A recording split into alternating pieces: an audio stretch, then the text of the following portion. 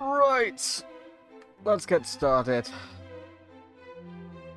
So, Gallenholm. Do I just want to use a Chimera Wing?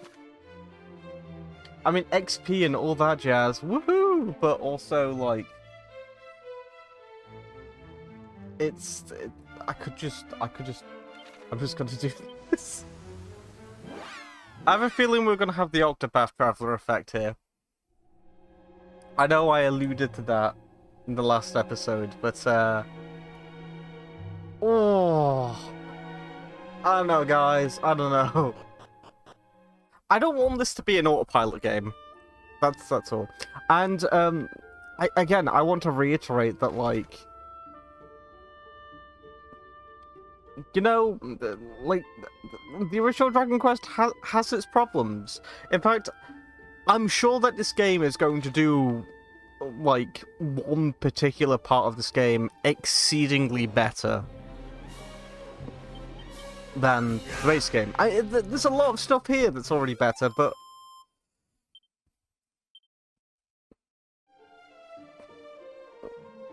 as long as, like, the pacing of the final third of this game is smooth, then it's better than the original game already. But man, like, as someone who's just like come off the back of recording a bunch of footage for that game for a video, you get things like, you get the alternate versions of like wyverns and knights introduced, and you got the green dragons just becoming regular enemies, and you have to utilize things like casting sleep or casting I can't remember what it's called, but basically ensuring that enemies can't use spells against you. You're doing so much to sort of set yourself up for like the 2 to 3 hit combos with a lot of those enemies. You're doing a lot of setup in advance to that. And it's sort of like, I'm guessing that there's going to be like a level 99 cap of this game. I'm assuming that's what we're in for here, but I'm blazing through, you know?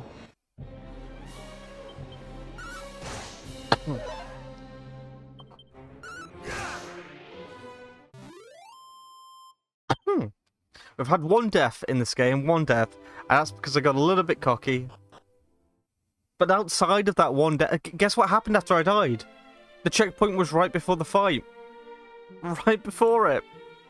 Like, what was in the original game, the punishment for death is being sent back to the castle. So wherever you were on the world map, you have to make your way back around again. And you might deem that to be a major punishment, but ultimately what that means is that as you're going around the map, you're gaining XP again. You're building yourself up. You're fortifying yourself for the fight ahead.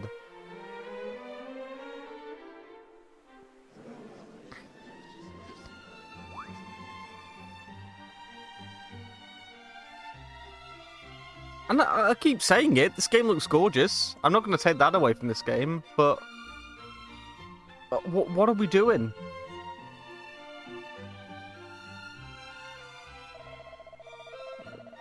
Gather ye round, good people. What you see before you is a key capable of opening any door. You gave this a cutscene. You gave the magic keys a cutscene. Like, just thinking of like all the subsidiary characters that you could dedicate time to. Hell, the protagonist. Like, something that these games often forget is that the protagonist is a character.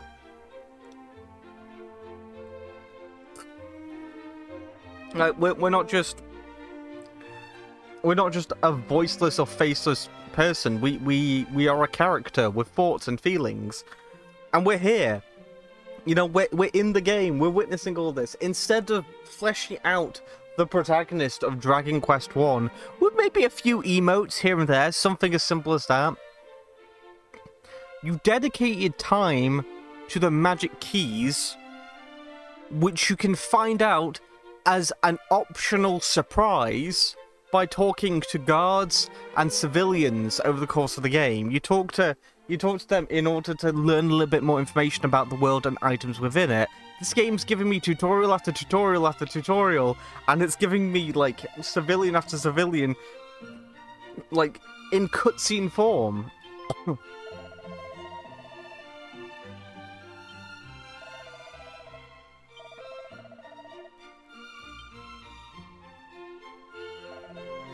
Also, look who it is again. Like, don't think I don't know what you're doing with this gang of people here. Like, these people that we've seen since the start of the game. They're meant to mirror the protagonist. They're going on the hero's journey too, and we're just, you know, we're watching them go through it.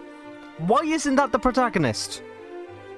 Why isn't that us? Why isn't that our band of characters? Why are we on the outside of this looking, like... We're on the outside looking in. Like, it's insane. You created a whole bunch of new characters for this game, and you've still left the protagonist blank. And you've made it so that way these characters are potentially going off on, like, they're journeying around the world similar to we are, so they can react to major events, right? So you've got these characters to do that. What about the fucking protagonist? He's right there!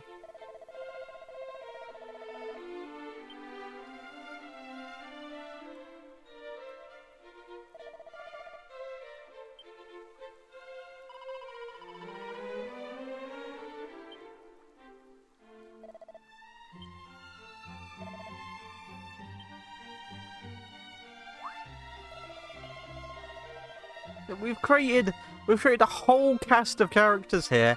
And a swindler. Like, that. What? Why? Why is this happening?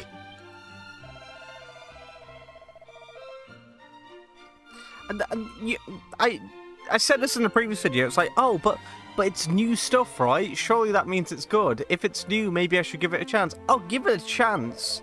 Absolutely. But it's... like... We're a few hours in at this point, and the protagonist hasn't been fleshed out whatsoever, and we've got a whole new cast of characters that have barely interacted with us, and have interacted with the world more than we have. Whereas in the original game, a lot of the stuff that they're talking about here, we find out about a lot of the stuff just by talking to people. Just by having a little bit of a conversation here and there. You know? Right, I'm guessing we're gonna get the axe here, right? Or not.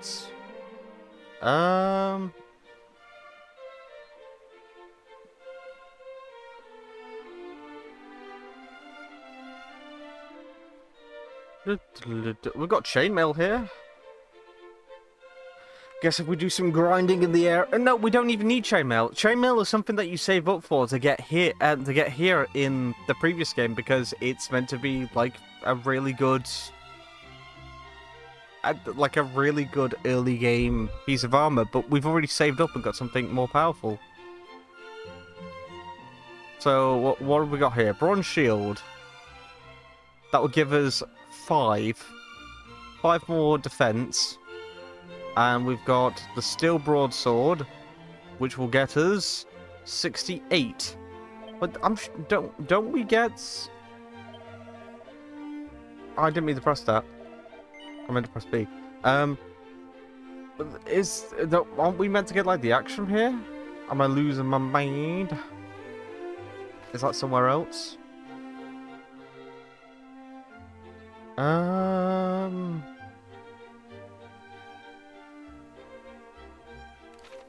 Did I miss it? Because I feel sure that this is like the location where you get it in the original game. Can we like, is there another, no? Okay. So steel broadsword's it. I mean, to be fair, if I do find anything else, I might as well compare it to that. Hello, how's it going? What's in here? Oh, a little book. A safe passage scroll. You couldn't even do the Dragon Quest XI thing? Where you just have like a little book that tells you just like a fairy tale or something about the world. You just... okay.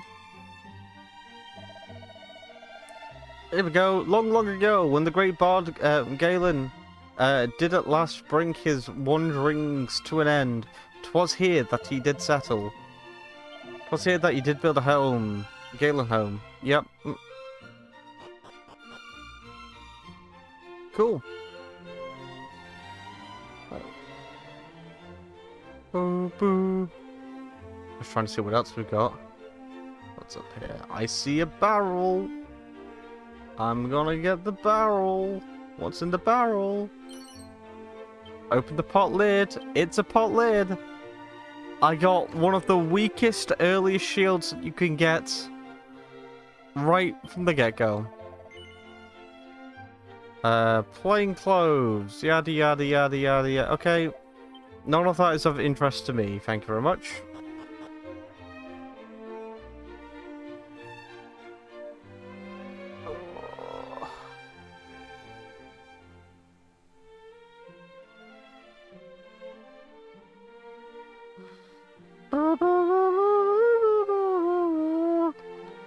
So... okay, so to swap the axe around for the broadsword. What's that, 1,900? 1,700. We'll just have to see what, like... what dealing damage is like around here, to be fair. I'm not getting that shield. I mean, to be fair, that sword, like, how much better is it than the one we've got? Because if it's, like, incremental, I'm just not going to bother.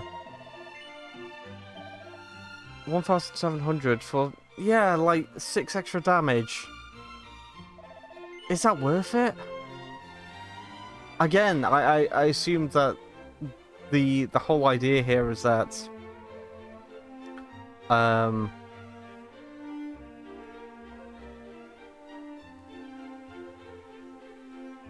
the whole idea is that, I don't know what I was going to say. We got a mini medal. Hooray. I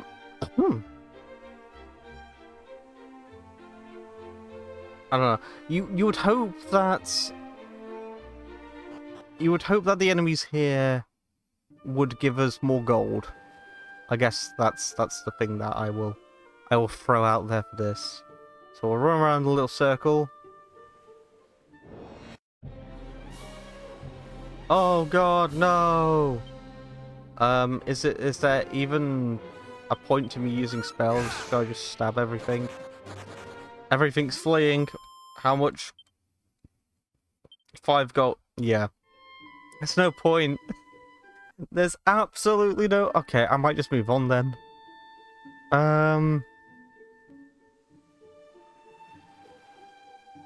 Right, where should I be going then? The inn.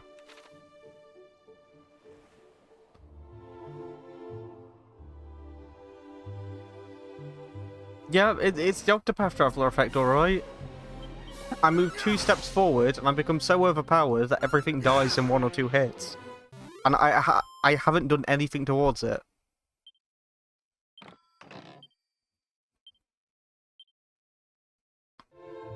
Like, I did nothing and I got holy water. Which, let me remind you what holy water does. Wards off weaker enemies.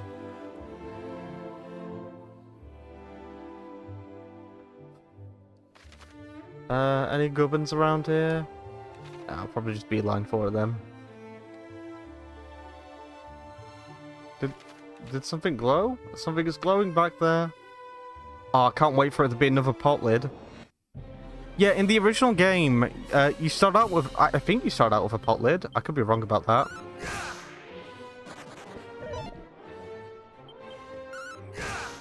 But the idea is that you have to save up in order to get the copper and leather equipment. But we started this game, and it did the thing where it just hands you it from the get-go, which is something that the remake of this game did, the Game Boy Color Vicious game, but it scaled enemies appropriately as a result. Right, what did I have? Seed of Strength already. Beautiful, beautiful. Just keep piling it on. All of the buffs, all the permanent buffs, just all of them. Yeah, I wanna kill everything in a single hit. I never wanna try a game like this. Oh, I'm sorry I'm getting tangenty. If that's the term.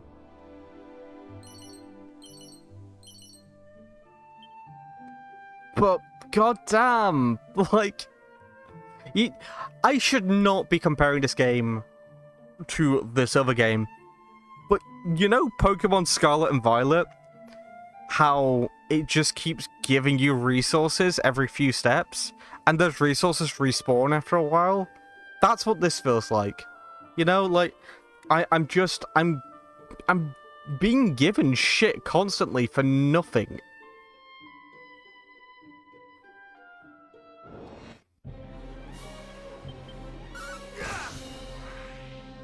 How much damage are you gonna do? You did a dazzle. Start to hallucinate. Oh boy. Our biggest challenge so far has been the lucky bag. And that's just because that thing was fucked. 2 barrels. What's in the barrel? The leather suit.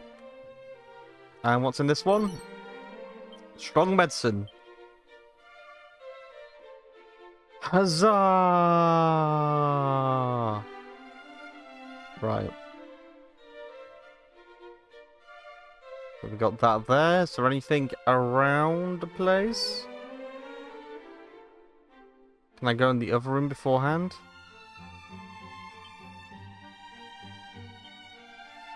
Wait, you see, that's a small moment for the character. Just a small one. I would like more than just a small one.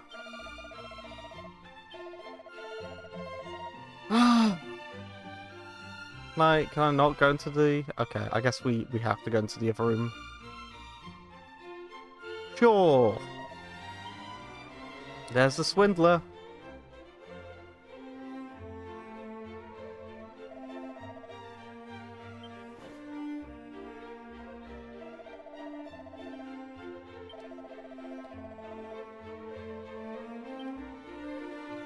So, we're doing a bit of padding.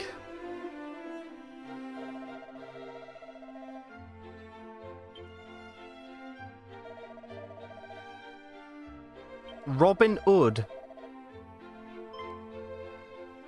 What are we doing? They're trying to do the thing where it's like, oh, you're going off on a big adventure, and along the way, like traditional JRPG titles, it's a road trip. You have lots of little tiny things happening along the way. You're meeting lots of other characters. Notice what's happening in the scene here. No one's talking to us. We found this swindler on the floor. We did not ask if he was okay. We're just standing there, and they had to introduce yet another character so he could explain what was happening.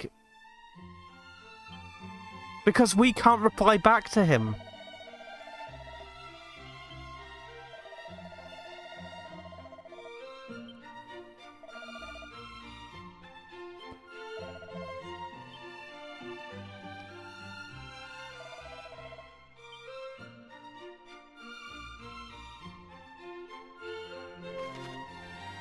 Monster weakness. Most monsters are vulnerable to something. You can exploit those weaknesses in battle to deal massive damage.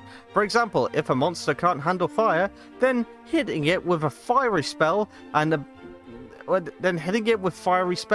abilities is the way to go. You can often work out a monster's weakness based on their appearance and the moves they use in fights. You know what else you can also do? You can just hover on the menu and it tells you what's vulnerable to what, apparently. Anyway, thank you for telling me this at this point in the game.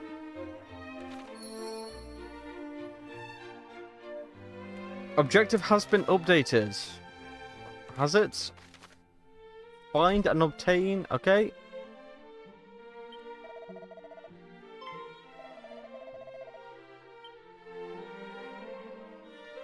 We can interact with these ones. There's a mini medal in this one.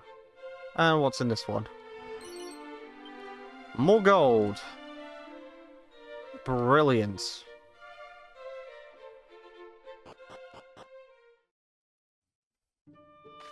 We're going to be told exactly where to go. We are. Okay. Oh, do I have to go through? I have to mosey on through here. Okay. That's new, I guess. Right, am I going to get some challenging monsterinos here?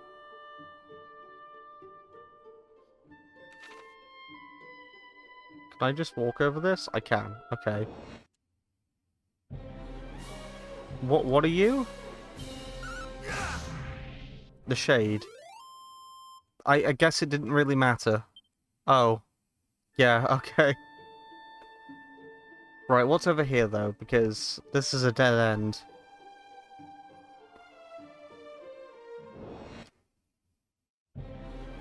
There's another shade.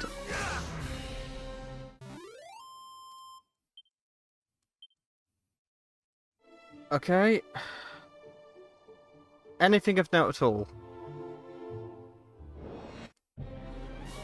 Oh! Ladies and gentlemen, we have a skeleton. These guys are quite fierce in the base game, in the original game rather.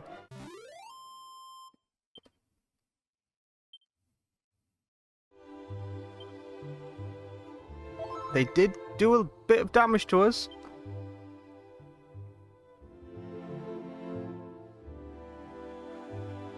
Right. Keep on going, I guess. That was a nice dead end, by the way. Should point that out. Right, you just gonna go? Good.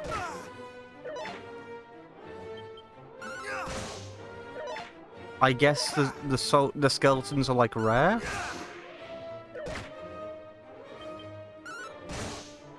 I was gonna get the shield, wasn't I? I can't remember how much the shield was. Oh, I suppose it's fine.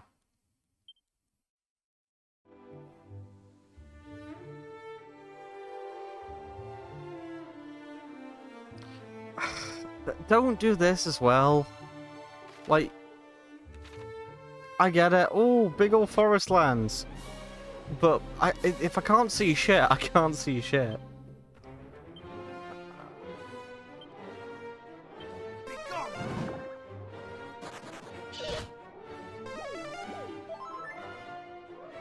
I guess I'll do regular attacks.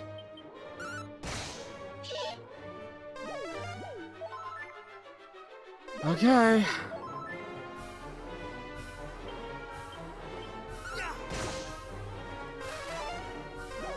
We're just... Yep, we're gonna keep up with this routine. Because nothing here has been programmed to react. Everything's just been programmed to do shit. Not enough MP, that's something at least.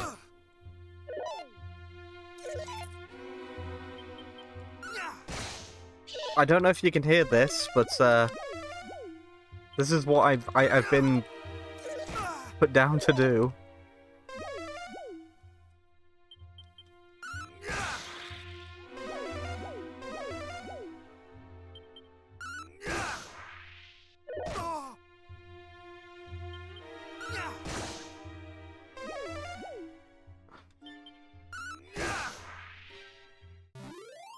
Group of enemies defeated.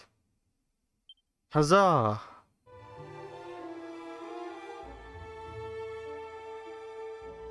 How close are we to the objective? Not that far away.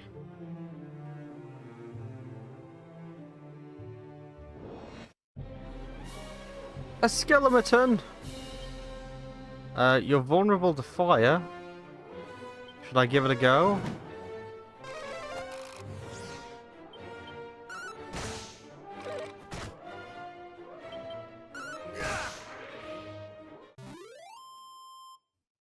I just did what the game told me to as well. That wasn't a an instinctual thing. Pay attention to what. Pay attention to how the enemy behaves, how they react. That might tell you what they are or aren't weak to. Lots of those who have had their spell stealed away to cast freely again. Okay.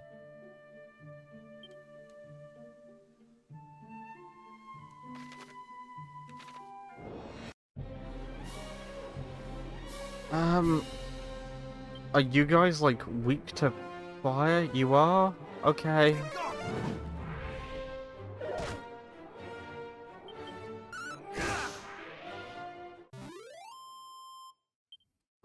I assume that once we level up again, like, we can take out the heal guys in one hit.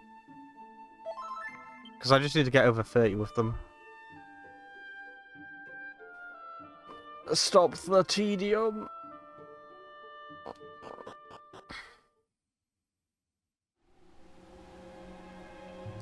The Craggy Cave! Is this correctamundo? I mean, this is where it told me to go.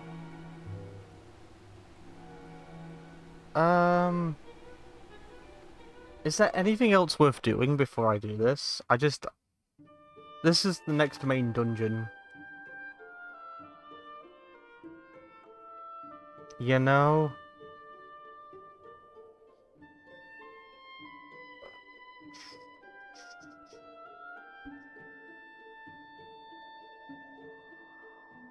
Oh, there actually is something up there. Okay, hang on, just a second. Okay, what's over here? Oh, it's just... Oh, never mind. I've been poisoned! Oh no! I just... I've got to find someone who can heal me. Ooh. What's this? A pot? And inside the pot is a mini medal?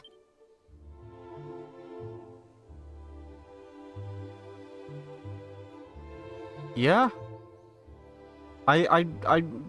Oh, there's a bit more over here. I'm not a fan of these sections. I kinda don't get them.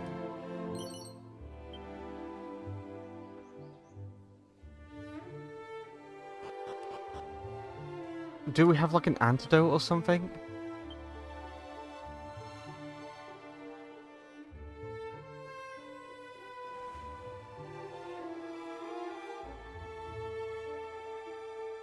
Cures poison. Sure, I'll use that. Why not?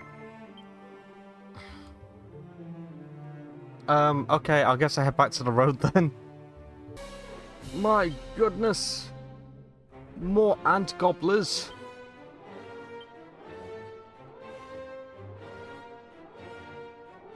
I guess I'll just hit them. Yeah, we're at the twiddly thumbs part of this playthrough.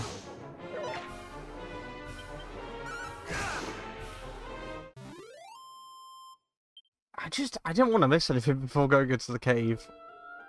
You know, if I can get better equipment now, then I'm gonna do that. And I know it sounds like, oh, what, you want to go out of your way to get OP right from this point onwards? I mean, not exactly. If I can, I'll do it though. Like, why wouldn't I?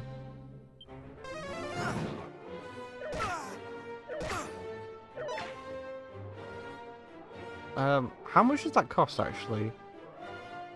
4. Are you sure?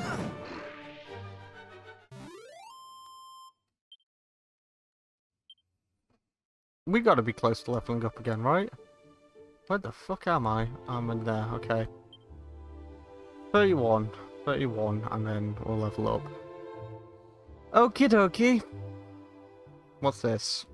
We haven't checked this out, actually. Damdara. Okay. Ooh!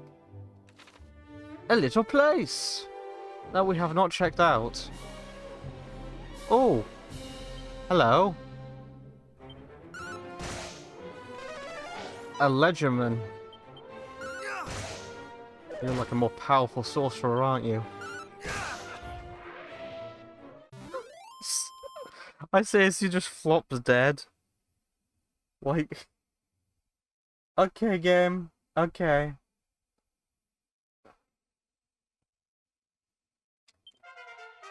I leveled up.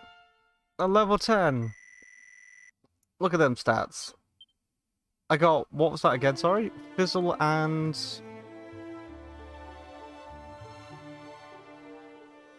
I got Fizzle. Prevents group of enemies from using magic.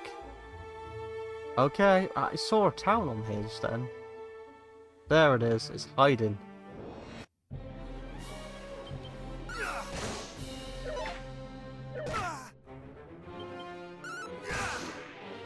Do you think that we've got enough to get that sword?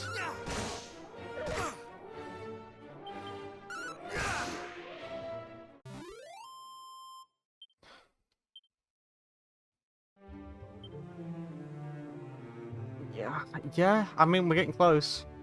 Right, what's this?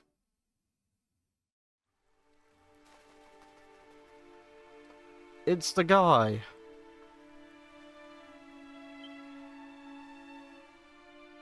Right, before I talk to you...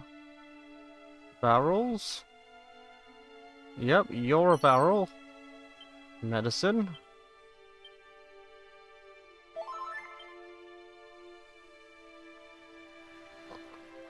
I'll be with you momentarily. What's all this?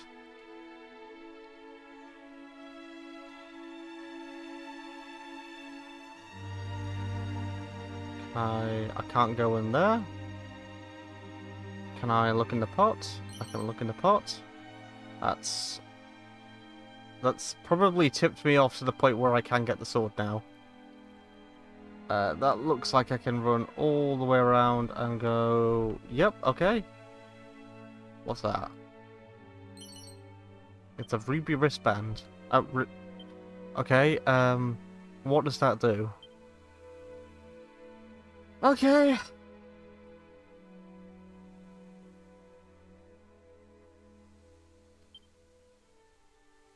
Sure.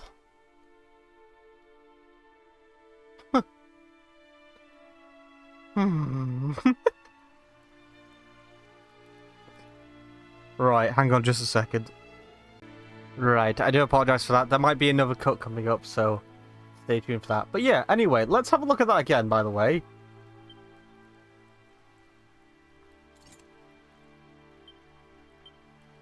That's +8.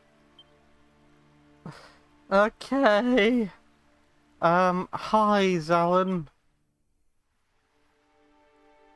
How's it going, buddy? Seems our paths are ear fated across. Good, Dusky. I mean, you're the only person who hasn't exposited in my face and has acknowledged me as a person yet, so... Setting post for all merchants... I see, so you're going to take me around a bunch of the sad, ruined places destroyed by the Dragon Lord, me assumes.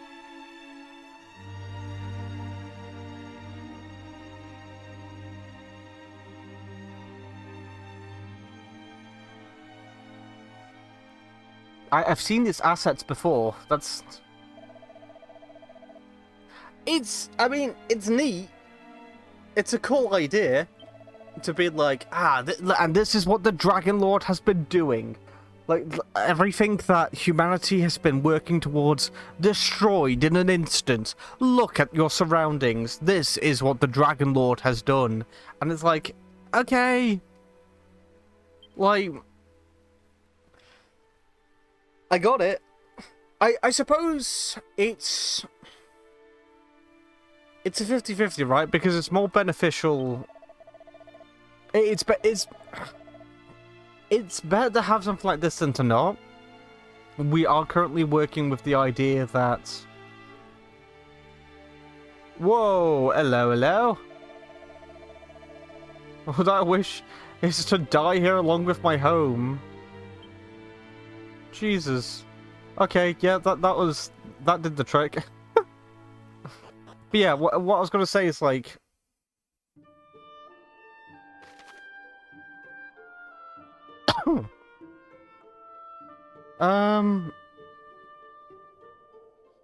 we've got another little settlement down there if I wanted to go look at it.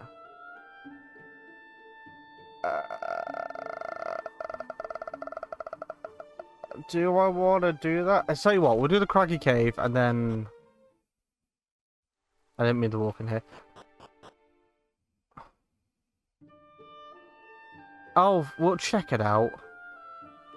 We'll check it out for the lols. But yeah, what I was going to say is like, there is a town in the original game where it's like, oh, okay, it's cool that you had that, so I can see, like, this is what will happen to everywhere else if we don't stop it. The issue is that it occurs once, and that's pretty much it. Having that happen here, multiple times over, that's a thumbs up, but it looks like you're reusing assets. A little bit. And having a guy wander about an expo dump, like, oh, isn't it such a sad thing that all these places are gone? It's like, dude, I'm already sold. Like, I'm already on the quest. You don't have to sell me further. I'm here.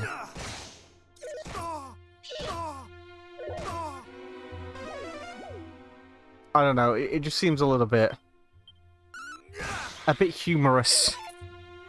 Not today. It's like someone giving you a genuinely good deal, and then he holds you at gunpoint. It's like, take the deal. It's like, dude, I was going to. No, take the deal. It's like, I didn't think anything was shady about this until you just said it. Like, I'm here. I'm on the adventure. I'm ready. Let's go, let's go, let's go, let's go.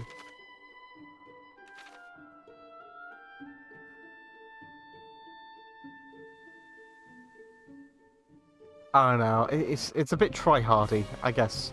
Which, I don't know. It's not the word I want to use. I can't think of another word for it, though.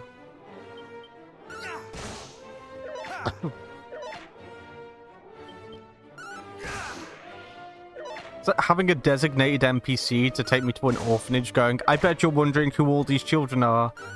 They are the children of all of the parents that the Dragon Lord took away.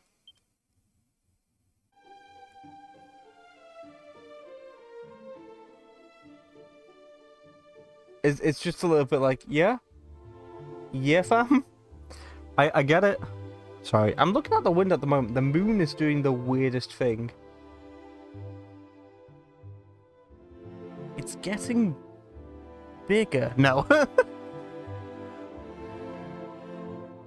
I psyched myself out then, actually. Let's not do that. Oh, right. What are we doing? I know, you said long enough at the moon and you go... I go a little cuckoo. It's not the moon, per se. It's more to do with, like, it's looking at it through glass.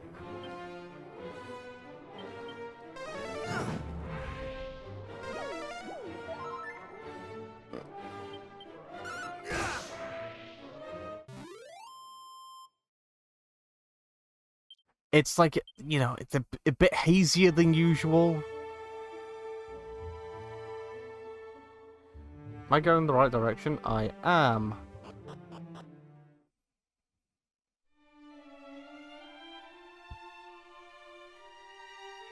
A kitty? Okay. What have we got?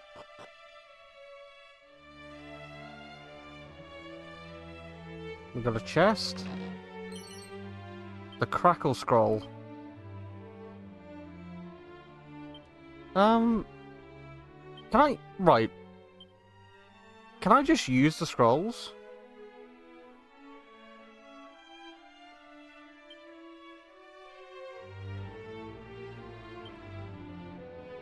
can be learned. Okay.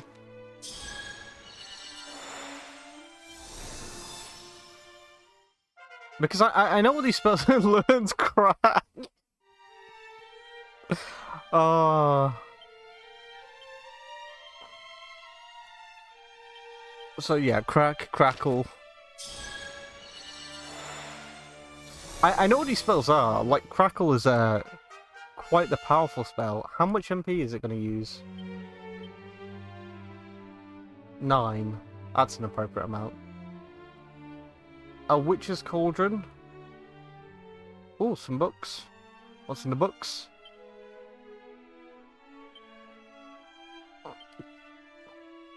Strange forces stop Dusky from picking anything up.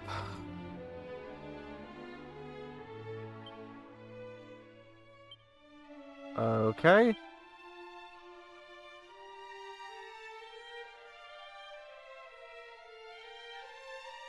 Can I do anything with this?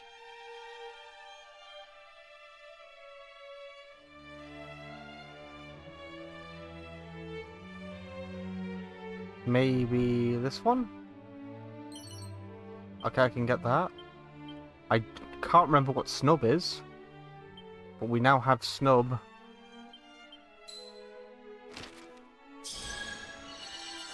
Nope.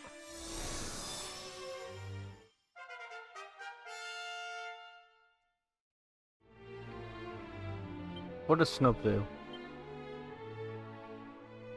There you go. Razor sharp icicles. Snub builds a barrier that protects you, so it's protect. Okay.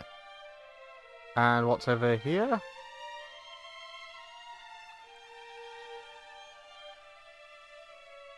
I think the fairies aren't home. It's in the barrel. Holy water. Mini medal. A full moon ring. And pray tell, what is the full moon ring? Increases luck by quite a bit. But not enough for me to give a shit. Cool.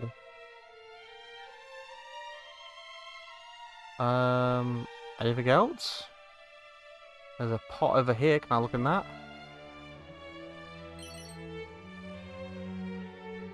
Okay. Do I just leave? Yes, we leave. Do we go? Let's go to the cave. Let's go to the cave. I assume that that's the next step, right?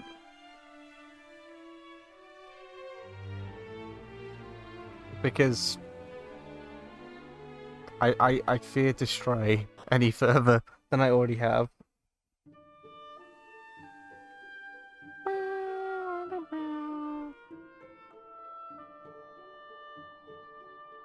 His speed run, his little speed walk. A skeleton.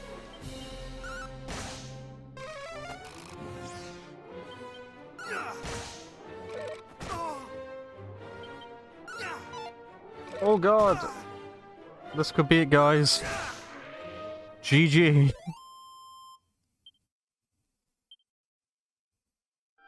How much more do we have to go? Okay. Ooh.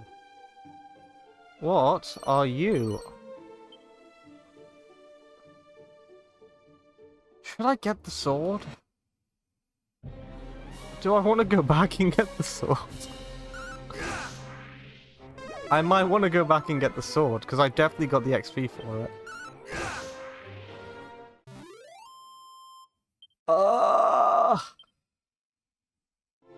Right, how...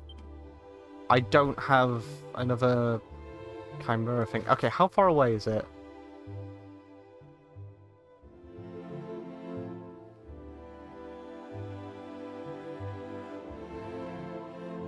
That's the ruined town. That's that. It's up there.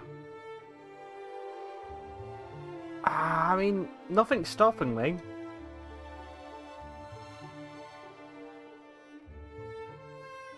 because I have a feeling that...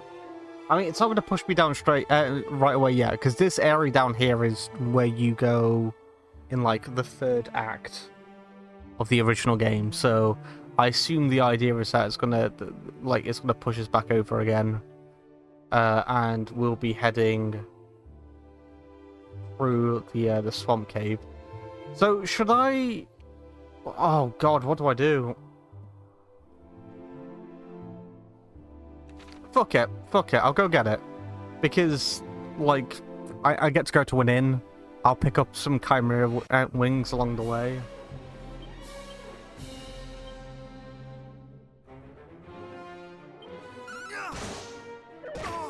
It'll increase, like, the amount of damage I do, even if it's only, like, a little bit.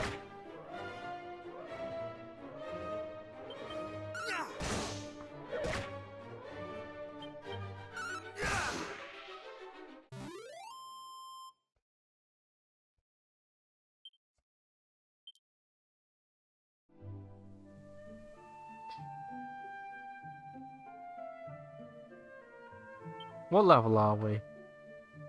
10. I'm just wondering when we're going to get the... Because at some point we should get an ability to warp back to the main little village using magic, which will be helpful because it means that I can just cast that and then you cast a spell to get rid of lesser enemies, and it means that you can just sprint to wherever you want on the map before that runs out.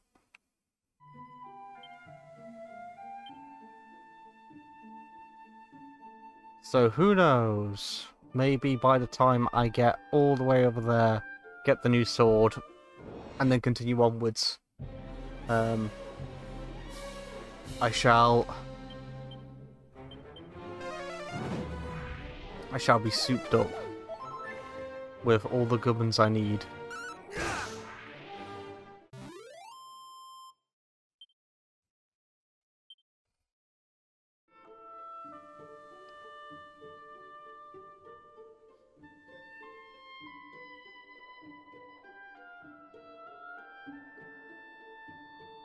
Yeah, I mean, this is sort of what I mean when I say that it's like I'm not intentionally like grinding or anything like that, you know.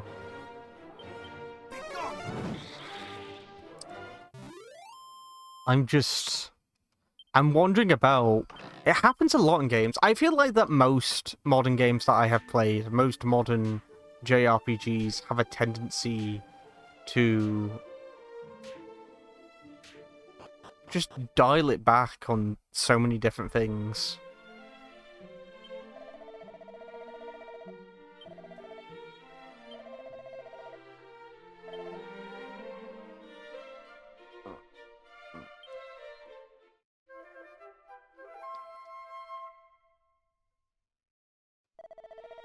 Because the difficulty of the... I want to point out as well, like, that original game, as I have said, I think that game is paced pretty well. I just think that's extremely slow. It's attempting to sort of bulk out what is otherwise quite a short game. You know, if you remove all the faffing back and forth, it's a short game. It's a long game because of all the faffing, to do with leveling, grinding, and all that jazz. But if you removed like the requirements for that, and you see how short it is, that's sort of what they've done with these games, and I think they have missed the challenge part of it. They've missed the difficulty aspect of these games, because those original encounters are fine. Like, they're anywhere between fine to great.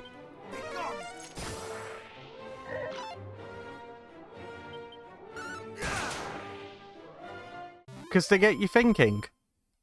The issue with them was that you're just doing it so goddamn often that it sort of wore thin after a while. The encounters themselves weren't bad. Again, it was just the frequency of them and how many of them you had to go through in order to level up appropriately. All you have to do is, like, you can use the same... You can use the same encounters, absolutely.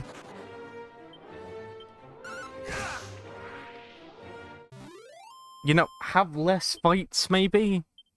Bigger XP rewards, just that. You can increase the damage and the stats of each enemy that you encounter as well. Just have everything scale slightly. Right, shall we see if we can get this sword finally? This has been a weird round trip. But, I want to make the most out of this game. I want to try out as much as possible. Greetings! I would like to buy your super sword.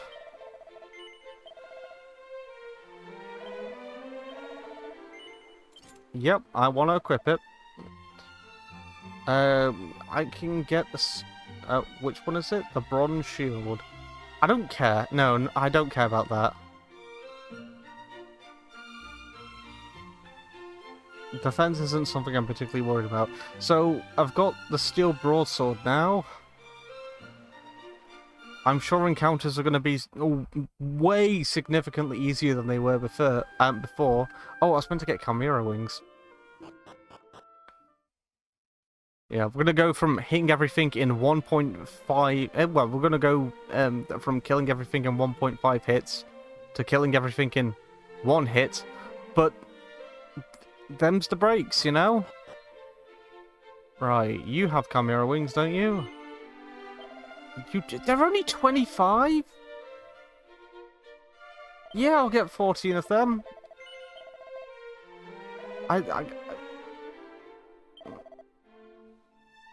Oh, I didn't get it properly. Okay, let's do that. Shove them in my bag, please.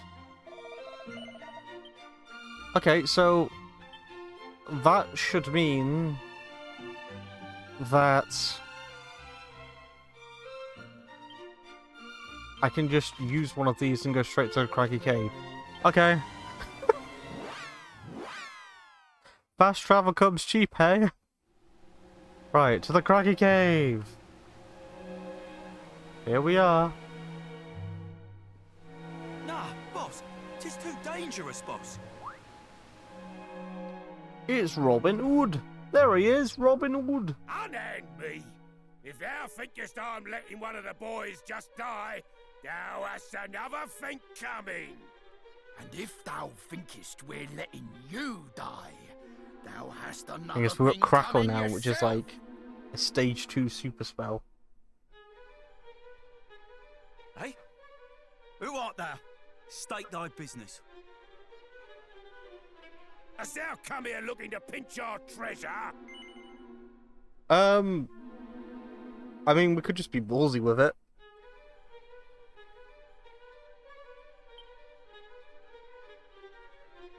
Thou Fuck it. shameless rogue! Come here and let me pummel thee!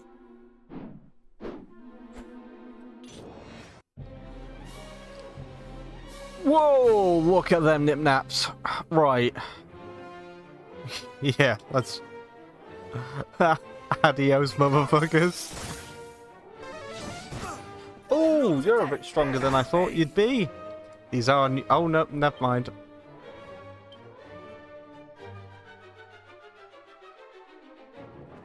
Wait, why do I have...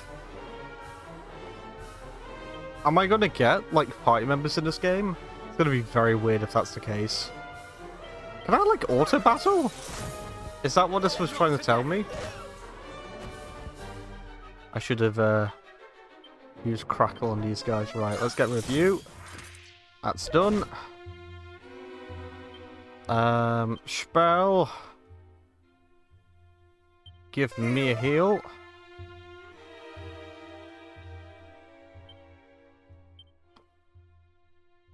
Sizzle. Is... Okay. Right, that did 28 damage. Oh, wait, I should probably heal myself. Oh my goodness. Their original fight in this game, their original boss fight, is doing all the gubbins. What's all this? Right, how much damage can I do with that? 30. So about the same as his weak spot. This is blow for blow.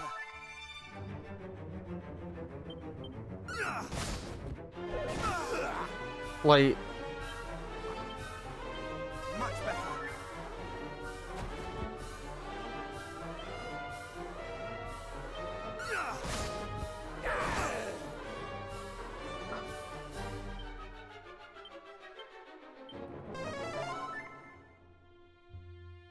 You're assessing the situation. I pulled my finger out. You're also nearly dead. Oh, well, there we go. Enough! I surrender! Cool.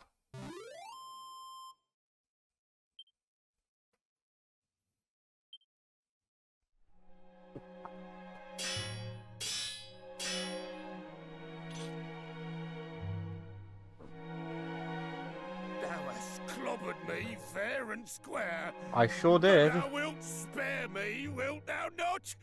I swear upon my soul to mend my wicked ways. Say thou wilt, please. Cheers, ears. Verily thou art a saint. I'm Robin Hood, by the way. What do they call thee, pal? What the fuck are we doing? 'Tis a fine old name, that. Yeah, I like it. The fork-tongued rogue doth claim that through his veins I courseth the blood get of it. heroes, boss. Is that so? And thou needs Like the we're feast bringing tea for references doing from Dragon Quest heroic 3 over. bits I and get bobs, that. I suppose.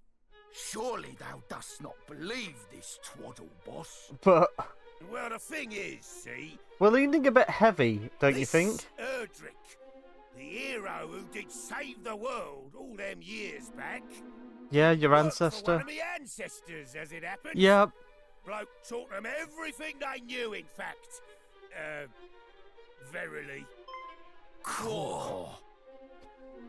And if our friend here truly is descended from me great-great-granddad's most giftedest of pupils, that explaineth how come he just duffed me up so good. Behold, the thief's key, heirloom of my storied line. Since Okay. our family and mine go way back, I ain't too bothered about handing it over to thee. On one condition. Yeah. Thou must first navigate this here cave and bring back our comrade, who hath gone and got himself proper lost. Forsooth, boss, thou art a genius. This fellow here will be able to bring him back, no probs. Well, what sayest thou, cuz? You up for it? Yeah, sure. Nice one. Verily, thou art probably descended from heroes. Oh, and just so thou knowst, there's supposed to be fairies in there what useth magic to confound all who enter, or something. Anyway, be lucky, eh?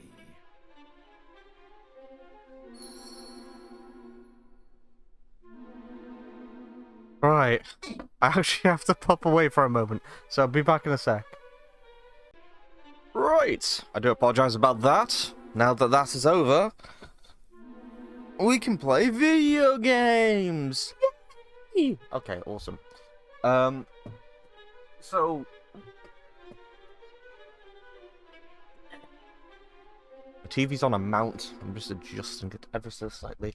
Right. So, what the fuck are we doing, fellas? Find Robin Hood's key.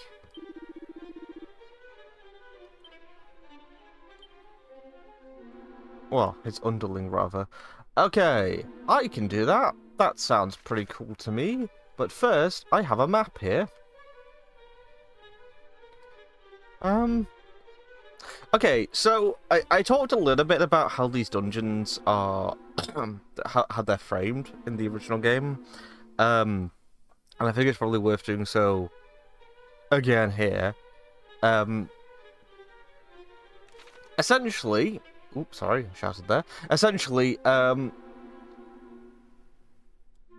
you would appear in like a pitch black area, and in order to navigate around, you would have to.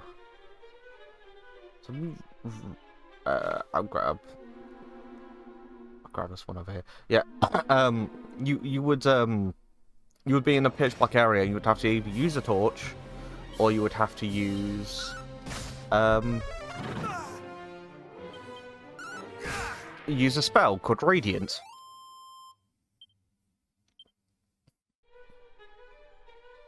And it was a decent way of, like, it encourages a bit of resource management, you know? You need enough... I mean, the MP side of things, it gets to the point where you don't even bat an eye at it. But... Okay, so none of you care much about Sizzle. But there are 3 of you here that can wipe me dry if I don't do something about that. So I should probably do something about that. Let's use Sizzle. Yeah, this is gonna happen at some point. I'm awake! I say that, they're not doing enough damage to actually be an issue.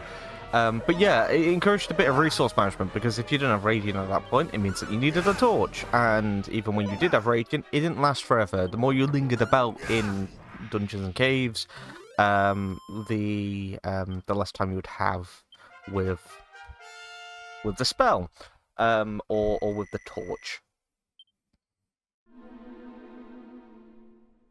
On top of this, with the Swamp Cave in particular, I don't really know what's going to be called in this one, but with the Swamp Cave in particular,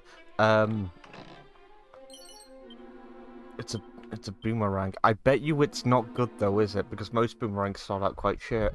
Yeah, the idea is that you can hit multiple enemies with it, but if I look at the Thorn Whip is better than the boomerang still. Maybe I should do that at some point in this, like, towards the end of this video, and in the second half, I just go for a spelunk properly somewhere. Oh no, it's the big bad boy. Should I place... Is it Fizzle? That's with 5 MP though. How much MP do I normally have? Quite a bit? Do I have anything to replenish MP at the moment? I guess I'll just Wacky for now, because it's got the ability to do so. And the speed, apparently. Holy shit. But yeah, anyway, as I was saying, of course they've gone for a modern dungeon design, which means that, you know, lots of different routes with treasure chests about the place, which is fine, but I see no reason why they couldn't have just re-included elements of, why they couldn't just have re-included elements of, like the resource management aspect of going into caves in those original games. It's not a massive deal. Absolutely not a massive deal. Because when I say resource management, I do mean it in the lightest way possible. But it's a bit of a, you know, it was just a nice little thing. That's all. Just to have on top of everything. Because when you're in the late game, for that original game, and you just cast Radiant and you just walk through willy-nilly, it's kind of satisfying, you know? You're not batting an eye at it, because you've earned that, you know? You've reached that point when you're strong enough and you've got enough magic to just waltz through practically anywhere you want to. In fact, like, the end game of the original Dragon Warrior title was like that. The idea being that you got to, if you wanted to, you had an end, like, destination, but if you wanted to, you could waltz through every town that you've been to previously, and everyone would, you know, be cheering and happy and woohoo, and, you know, you got to see everything all good and shiny again. But instead of it doing, like, a Link to the Past montage, you got to walk there. You got to see it yourself. You do, because of how strong you are in that end game. You get to wander about. You know, there's no reason why you shouldn't be able to do that trip at that point because of how strong you are. It's like a congratulatory pat on the back. You know, nothing can stand in your way anymore. You've made it. Which is pretty gosh darn cool. You know, the little things like that in the original game just put a big old smile on my face.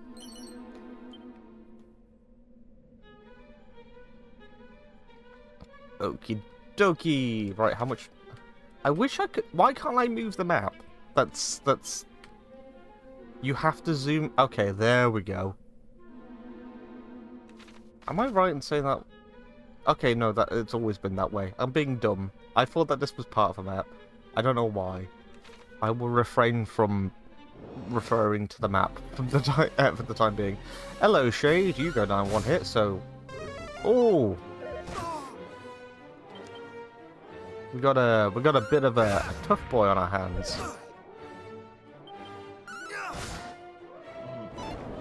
Oh, again, single-digit numbers being taken off of me at the moment. Multitude of ways to heal. At the point where you were at in the original game, this semi feels like what Remake did, what Final Fantasy VII Remake did, which was like really buff out things.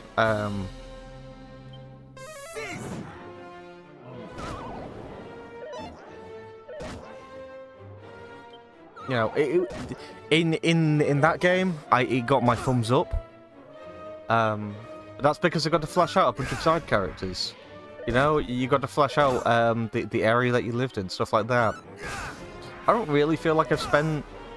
Like, if you're going to do something similar in this game, I feel like the time that you've wasted in introducing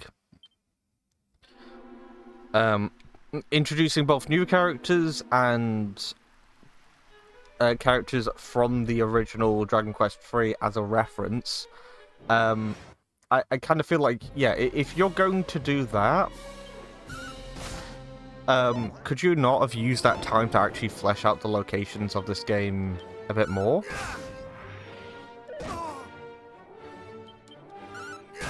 You know, give the townsfolk something more to do? You've given me... I know I've already been on my little tangent in this video, but, like, you gave me, like, a whole cast of new characters to contend with here, and it's like, oh, okay, well, is the cast of characters the issue? No, absolutely not. It's who the cast of characters replace.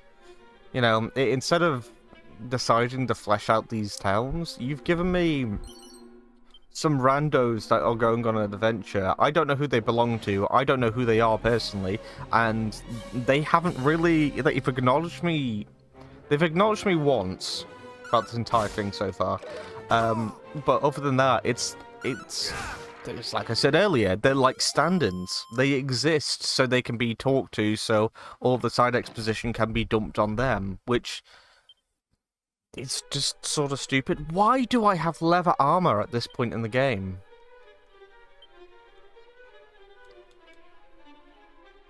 Like... is it just in case you didn't purchase anything? I'm sure I've picked things up naturally that have been better than that armor.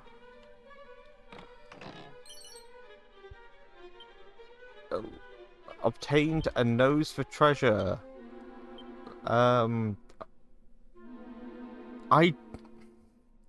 In this game? Really?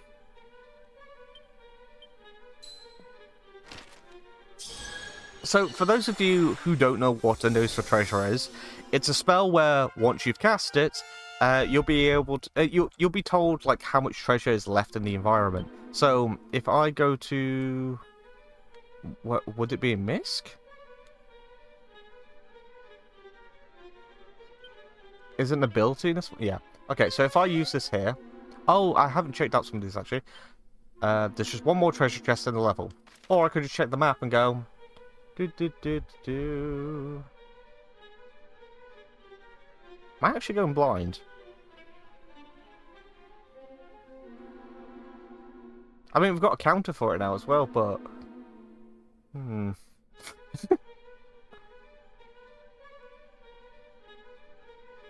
Where is said one last treasure?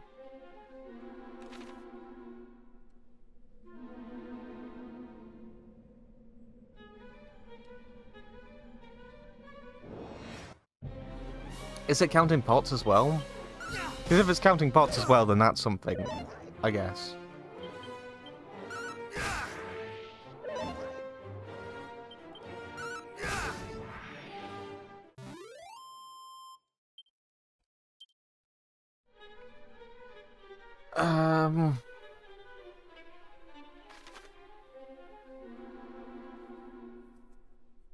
Trying to think of what it could be.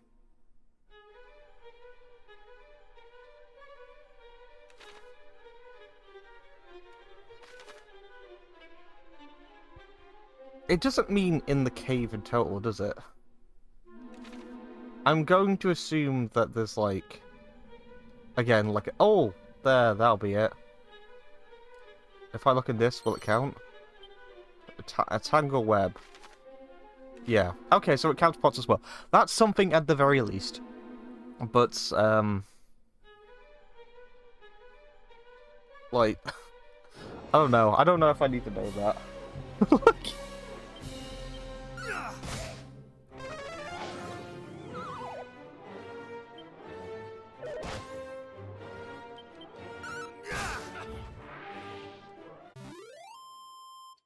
I suppose it's just a nice thing to have on the side, I have on here, but this is accessibility overkill, isn't it?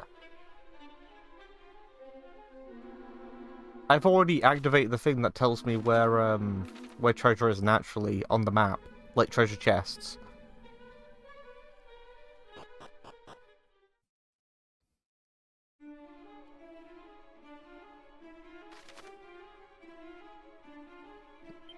Oh, do I have to reactivate it? There are 8. Okay, so let's count them. 1, 2, 3, 4, 5. So 5 treasure chests. And that means that there are 3 pots somewhere in this level. Cool. Oh! We need to go to the top left, don't we? Okay, let's do that real quick, because... if I can run on over to there and get that chest without much issue.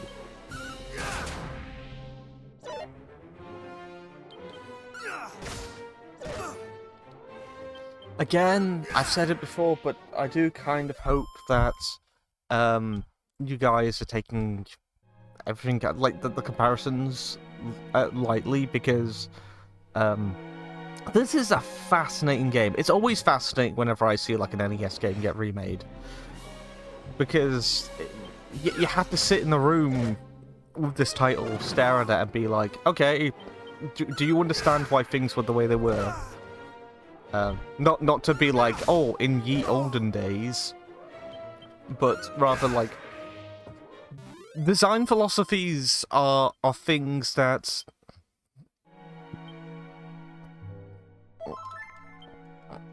like strengthen a lot of aspects of these games. Like, even if they're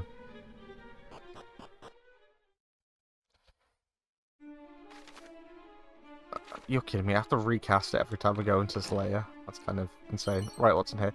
The muster strength, we're getting so many spells. Yeah, it's sort of like the design philosophy behind a lot of these older titles. People tend to miss them. They think that they're dated, and it's like, you remove that, and you remove a core reason of like what makes that game work. Because again, with a lot of those older titles, the only thing that's preventing you from playing a majority of them is just patience. We have modern design philosophies now that have significantly changed the way games are made, hence why they're called design philosophies, modern design philosophies rather, but it doesn't take away from the fact that when you're, like when you're playing the original Mario, the idea behind Super Mario Brothers, the original Super Mario Brothers, is that as you're going through levels, the game takes into account everything the player can do naturally. That is a tight game as a result. You can do whatever you want within the confines of the mechanics given to you, and the game will have a response for you. I can't say that's a thing anymore, because now we're going for both accessibility and we're going for looks over what is actually true player freedom, true player choice. which, you know, you might say, oh, well, isn't it like true player choice when you start up a game and you can make whatever decision you want on the fly? You know, you can go anywhere, you can do anything. Isn't that true player freedom? No, not really. Like, I mean, technically, yes. Technically, if a game were to just, like, hand you the controller and be like, okay, do whatever you want, I don't fucking care. That doesn't necessarily mean that that's a good thing, you know, because if you can do anything, you want there to be a response to it, right? Which is sort of like, I'm on this channel with, like, I've got my Tears of the Kingdom playthrough unlisted on channel at the moment, those streams that happened. I've talked about my thoughts on Breath of the Wild and Tears of the Kingdom, and if I were to refer to, like, what one of my biggest issues with those games were, it's the lack of motivation to use a lot of the mechanics given. They're very sort of like hands-off titles, which again you would consider to be just a good thing by nature, but as I was saying about that original Super Mario Bros. Game, you take the response time in that title. Like, when you go off and do something, the game will respond to you almost immediately. Like, it'll give you an answer to something that you've done, you know? In Breath of the Wild and Tears of the Kingdom, that's not the case. Like, it happens, for sure, but in those games, it takes a really long-ass time before you get your answer sometimes. You know, oh, you've just been taught how to chop down a tree and how to use the tree to take out a group of enemies. Isn't that great? Isn't that awesome? And it's like, yeah, that's good. You're gonna incentivize me to use this, right? You know, you're gonna push me to actually use this in a situation, right? And if I do that in a particular way, something like you lose the uniqueness, in the sense that, like, oh, you have done something very, very specific, therefore you're going to get a very specific response. You know, you get rewarded because the game has acknowledged what you've done. Breath of the Wild and Tears of the Kingdom do not acknowledge what you've done. You roll that tree down a hill, you kill a bunch of enemies, okay, you can do that. But the game doesn't know why you've done that. The game won't really reward you for doing that differently. It's something you can do, but the game's just like, oh, right, yeah, whoop-de-doo. It'll give you the same response, it'll give you the exact same response as swinging a sword does, as firing an arrow or something like that. Like, oh, you can manipulate the environment in that game. Isn't that really cool? Again, it's like, but the game doesn't really acknowledge you're doing that. Like, you can do that, absolutely you can do that, but the game doesn't care. Which is, it's sort of where I draw my line with shit like that.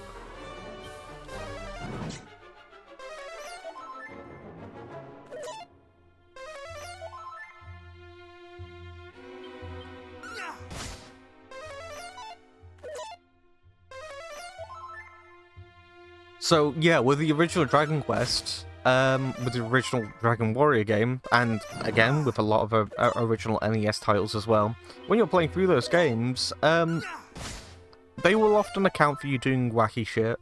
They'll account for you going off the beaten path and finding something or doing something. But you look at a game like this, and it's like, oh, yeah, we've given you...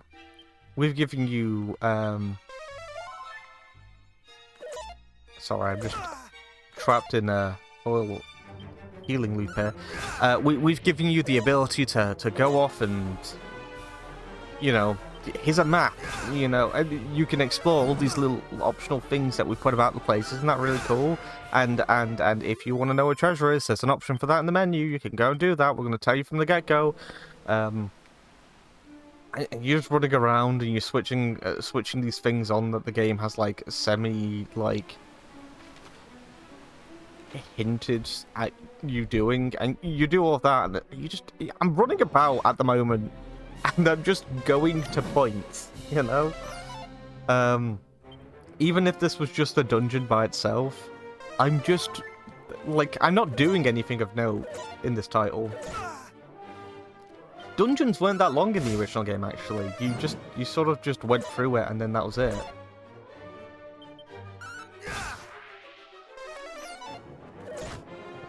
And the idea that, like, visually navigating a dungeon in the original game was the challenge over the length of the dungeon or the enemy encounters within the dungeon, something like that. That's a cool idea. And if you don't go in with a torch, you sort of just have to wing it and hope for the best. Or you go back and get a torch. Or you level up and you get radiant. You know, there's lots of little things you can do to help you along, but I mean, again, I'm just playing this now and I'm just thinking to myself, like, we've got safe passage, like, that's probably just gonna get us out. Is that, no, if we consume this, doesn't that, like, eradicate, like, weaker encounters or something like that?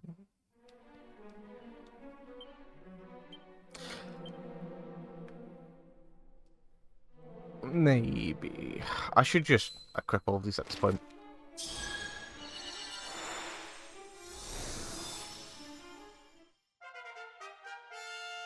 But yeah, like, you give me a map in this one, you've given me treasure chest locators, you give me waypoints, things like that.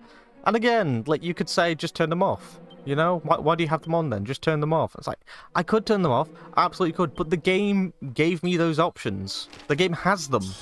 That's the problem. Which means that someone out there is going to have an experience like this. It's not the end of the world if they do, but like, in comparison to just talking to townsfolk, talking to people and trying to get to grips with, like, oh, like, you don't have a solid direction in the original game. You talk to people, they might mention a place of interest and around about where it is, and you just have to sort of go there and hope for the best. Which adds to this, this explorative aspect of that original game. And in this one, we're beelining, you know? We're just being told, go there, go there.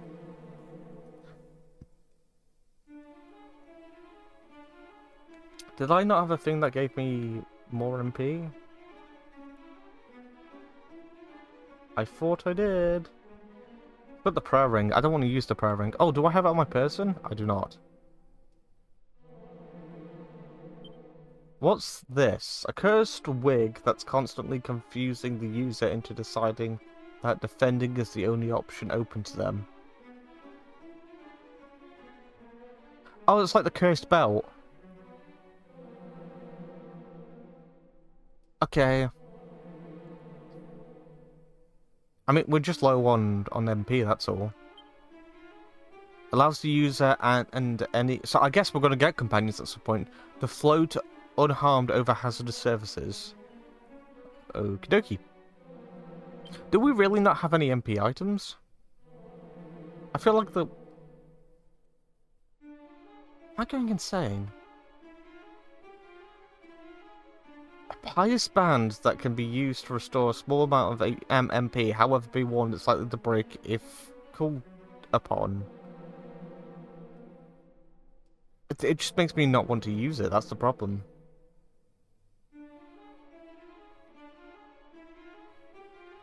I guess we don't... I guess I just have to suck it up and move forwards. What have we got here? Ah. Is that it? Oh no, I think I used it, didn't I? That was it. Yeah, I did. I'm being dumb. I'm being dumb. There we go. Get some MP back. Yeah, I mean, like, again, like, this is fine. This is... I've got no complaints about... It's not complaints. It's just... It's more like a marveling, you know? I'm staring at what this game is. Because it's the ultimate... It's the ultimate flip-flop, right? You look at the original... You're remaking an NES game, so you get to look at the NES game, and you get to look at this. It's like, wow, they are from two different eras entirely. So I can instantly look at, like, what is an improvement, what's an actual improvement in this game, what needed to be improved, versus what's just, like, pointless fluff on top of this.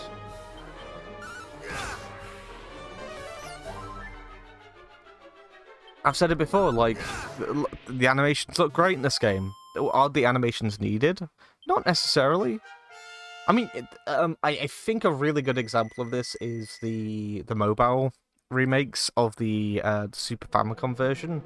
If you were to play that version, the one that's on the Switch at the moment, like if you buy the cheap version of Dragon Quest 1, and go through that game, that strips the game. It doesn't strip the original game down. It removes a lot of the tedium of doing like the more like doing multiple encounters over. You're still having to contend with. You're still having to contend with. Let the fire consume thee! Okay. You're still having to contend with like the usual encounters within the original game. There's just significantly less of them.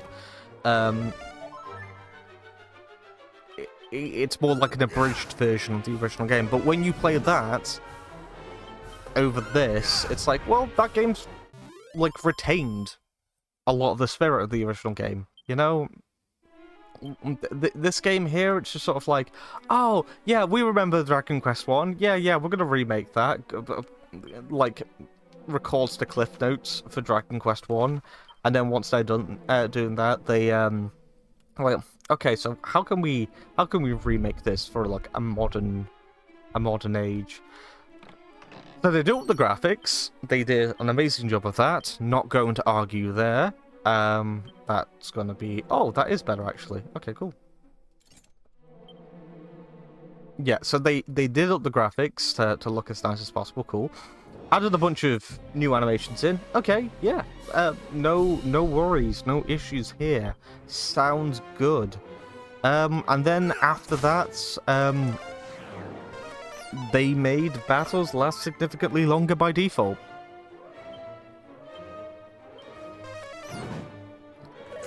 Because the console's loading in what the enemy, the console is loading in, or rather, the game is loading in what action the enemy is going to do next, and then what animation will happen alongside that. So then you have to just sit back and think, okay, the original game didn't have these animations, but the load time for enemies reacting was almost instant. So why include the animations? Oh, because they look nice? No, that's not an excuse. You want a game to run optimally. Kill the like, they look nice. If the game can handle it, do it. But evidently, I had to speed this game the fuck up in order to play this. I had to go into the settings and say, no, it's cool that it's cool that like they gave you the option to mess about with that stuff, you know, to speed up battles and text and all that sort of stuff. But the fact that that wasn't standard, the fact that enemies don't react that quickly from the get-go, that's mental. That's insane. It's expecting you to wait 1 to 2 seconds in between every fight. Like, every action that you do. That's what it deems to be standard.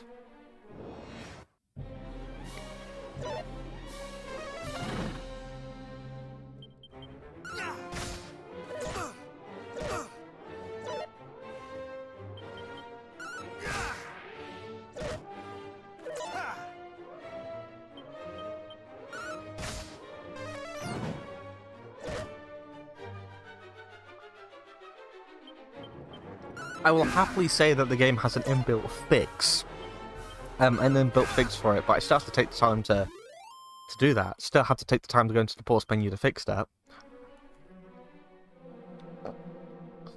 Just quadruple checking I actually did get that, because apparently there are 4 things left in here, and I'm going to assume that some of them are down here.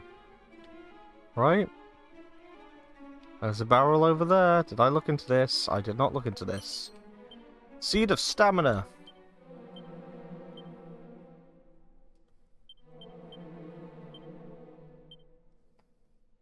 But yeah, I've said it before, like, I've played that original game time and time and time again. I played it just before I played this, so I've got it fresh in my mind. And it's so amusing to me, because again, if you've only played the first Dragon Warrior game, say like Dragon Warrior or Dragon Quest, you get what I'm saying. Say like that game is the only game you have ever played in your entire life. You're a time traveler, right? Or after you finish Dragon Warrior, a time traveler comes back to you and hands you a copy of this game. And they're like, "Oh, look, yeah, they've remade it." So this is what you can expect from our time. Isn't that really cool? And it'll be like witchcraft to them. And I'm not just talking like, oh, you know, visually, like, whoa. But I mean, like, it's witchcraft to them in the sense that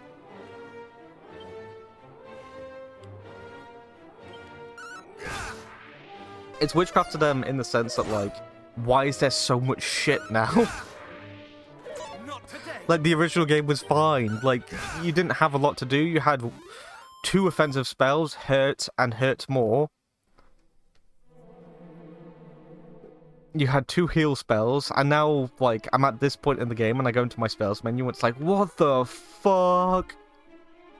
And again, you might say, oh yeah, well, you've got all these additional things because they're in all the other Dragon Quest games going forwards. We just didn't want to alienate, you know, new fans from going into this. And it's like, they're tough.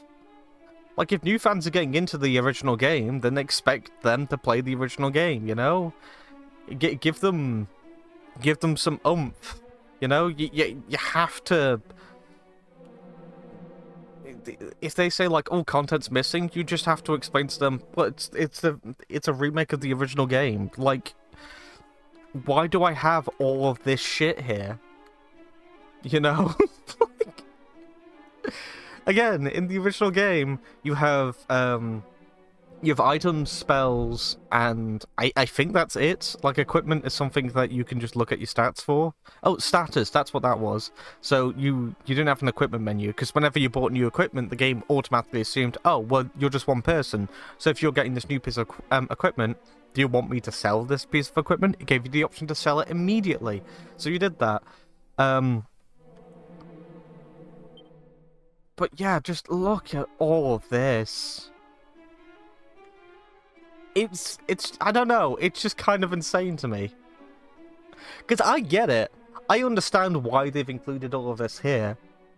I get, like, this is, like, this is the newer Dragon Quest tisms, and again, like, Dragon Quest 11 is a title that's going to bring a lot of people, or has brought a lot of people, brought rather, a lot of people into the series. So if they're going to go back and play the original Dragon Quest game, they're expecting this, what's on screen.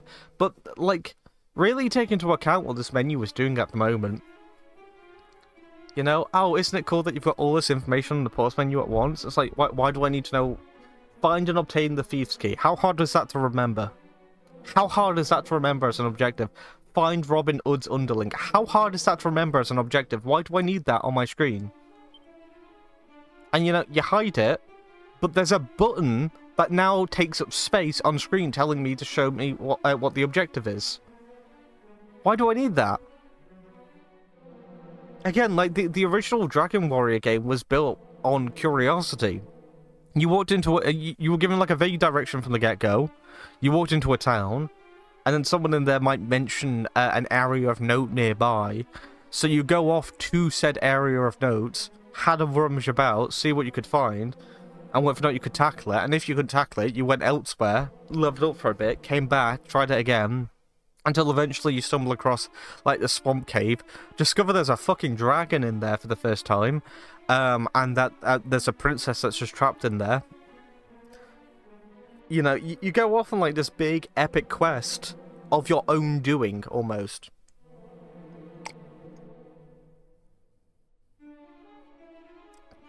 The game was, like, shuffling you into areas, but it's not outright directing you. Whereas in this game, it's framing it as if there's, like, an epic quest going on in the background. Which, I mean, there kind of is with the original. I'm not going to deny that, but...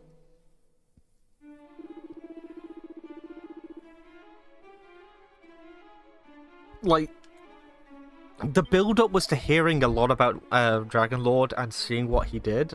And then by the time you find Dragon Lord at the end of the game and fight him, it's like, oh shit, this is you. You're the one who did all of that stuff. Okay, time to fight.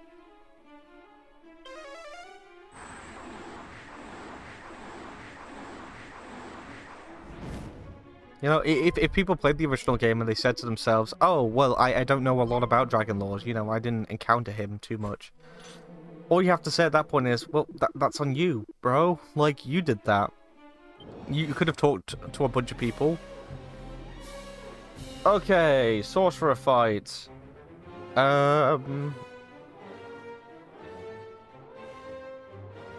What do I do? Should I cast... I'm looking at my MP, that's the only problem here. Zap? Why are you vulnerable to...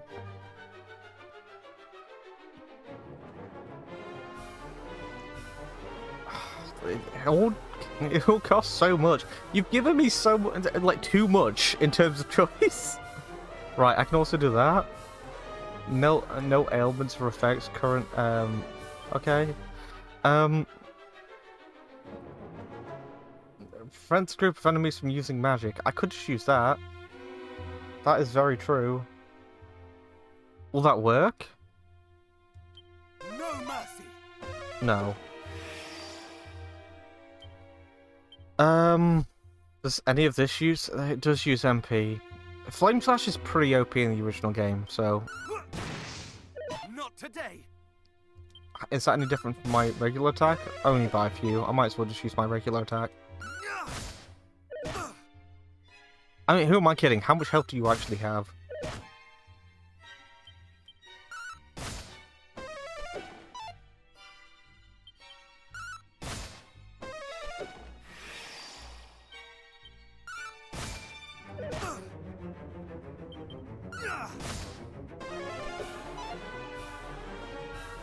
Oh, hang on 1 second. So there's a postman at the door. Right.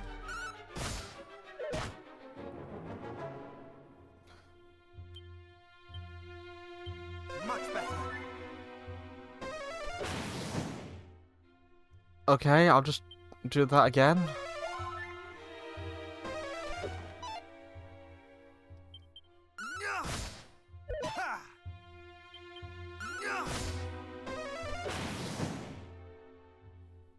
Like... Much better.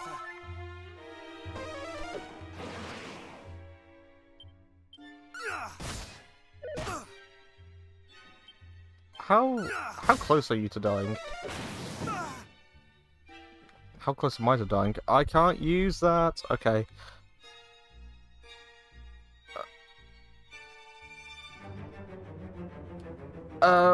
Okay. What do I do? It's a Hail Mary. I just have to go for it. Okay, cool. That's a close encounter. But that right there, that's what a regular encounter with, like, some of the wizards and ghosts are like in the original game. Like, to begin with. Once you get to grips, they do just fall down quite easily, but that's what it's like, you know?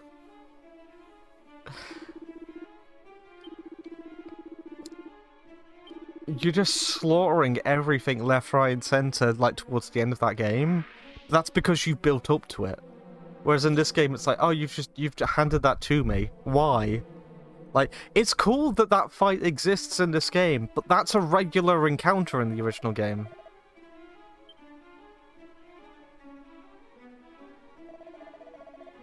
Or rather, that's, like, representative of what a regular encounter in the original game's like.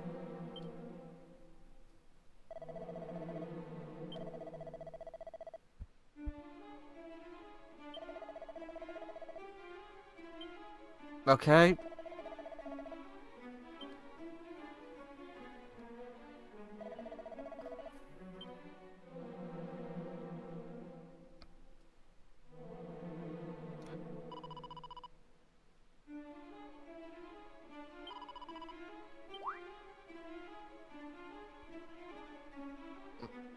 What?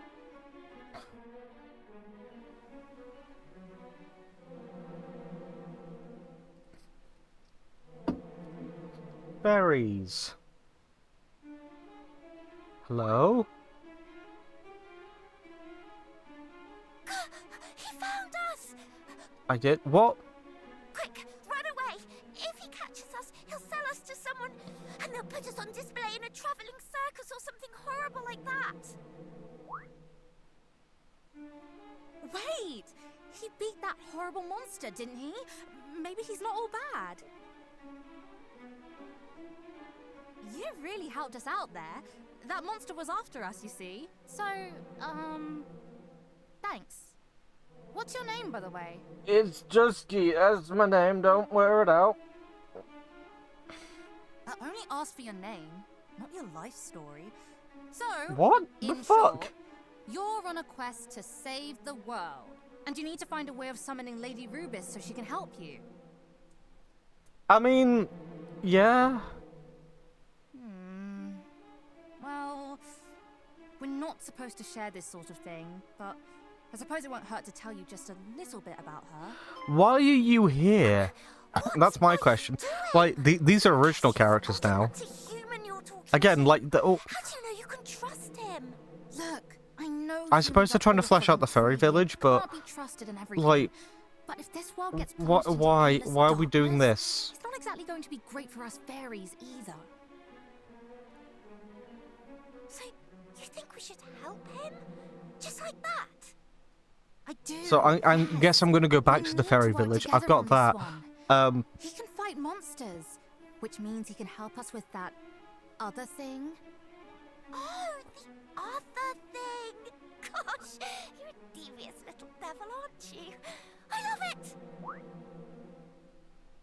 Lady Rubis isn't here in Alefgard right now. She's visiting another world. What? A very far away world that it will be very hard to call her back from. Our leader came up with an ingenious way of summoning her.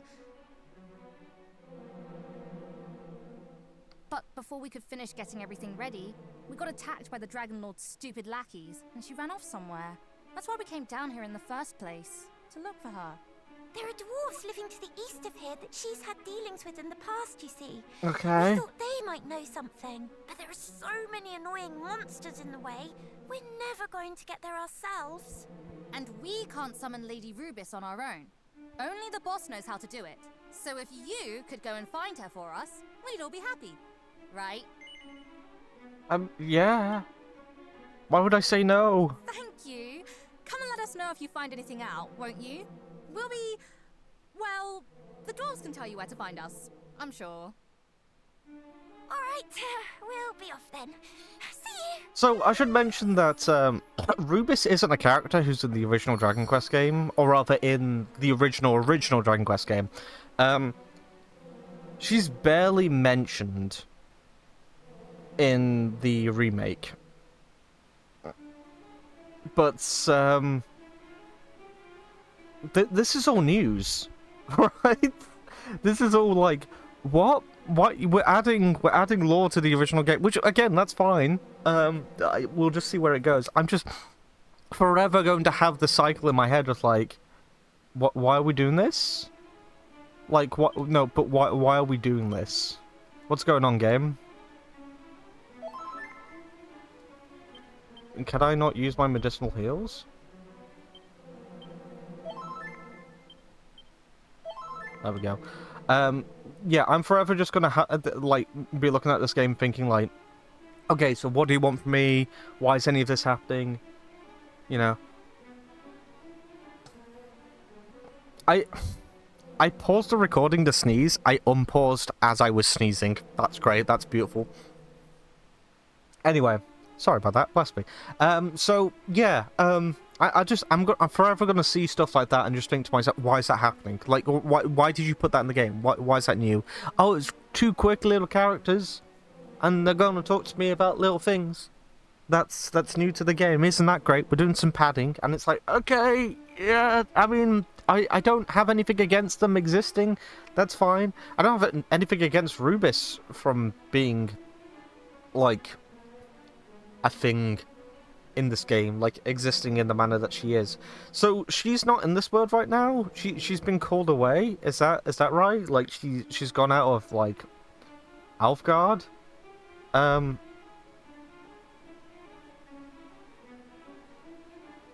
trying to think of like is there another Dragon Quest game that exists outside of the Erdrick trilogy where she's like bestowing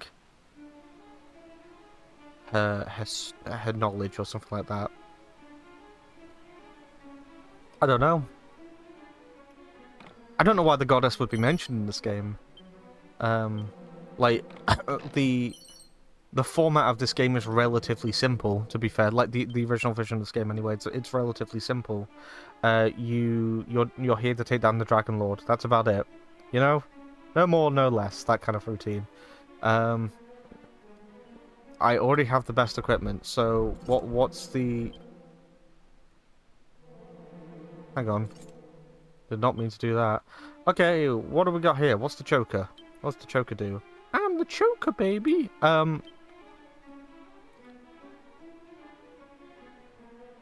So it does the same thing as the dragon scale. Okay. What a wonderful waste of my time. Right. So, do I just leave?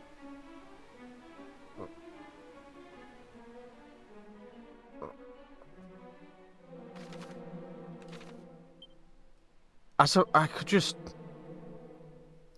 float on back to the entrance.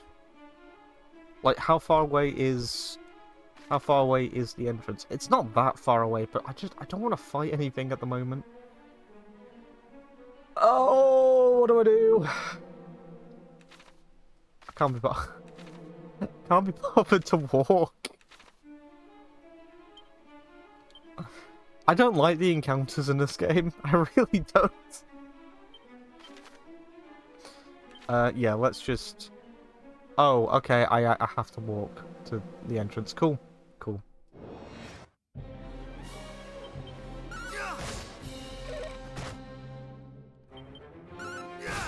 I could have activated the, every time you level up, like, HP and MP are restored. But that's a pet peeve of mine as well, with most modern RPGs. Oh, look, you leveled up, so you get all your stats back, and it's like, really?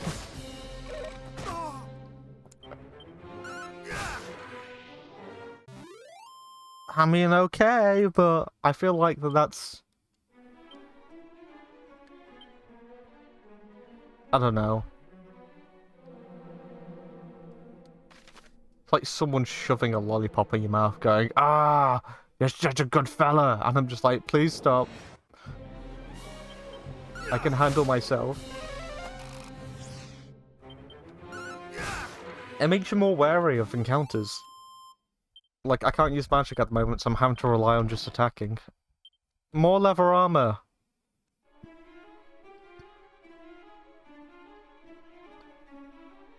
Are we going to get oh, sorry.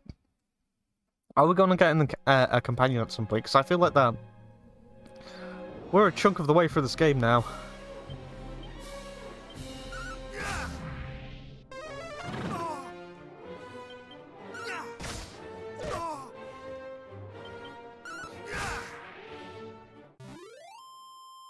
Yay!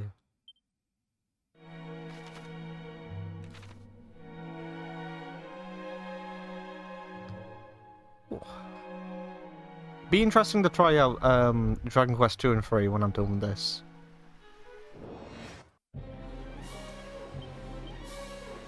Because I played Dragon Quest 2, both versions of Dragon Quest 2 alongside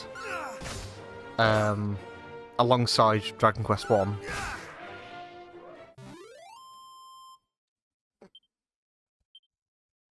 But I have yet to do my replay through of Dragon Quest 3.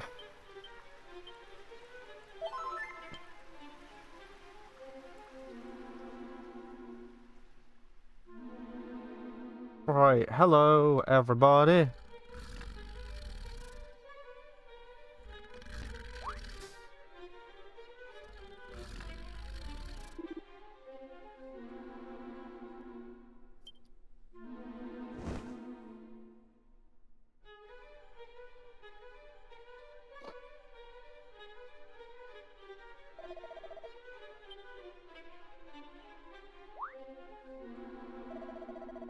Yay!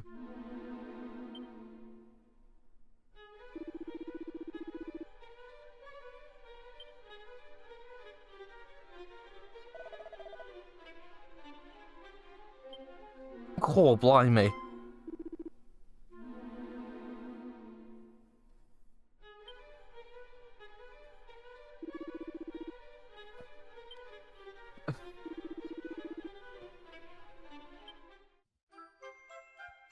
I got the thief's key. So, is this replacing the magic key system from the original game?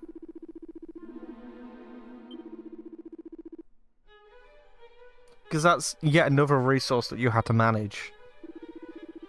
And something that you had to go out of your way to find as well. If this downright just replaces that system, I'm going to feel a little... pesky. So yes. So it's a skeleton key. Can supposedly unlock all red doors and treasure chests in the realm. What do you mean, supposedly?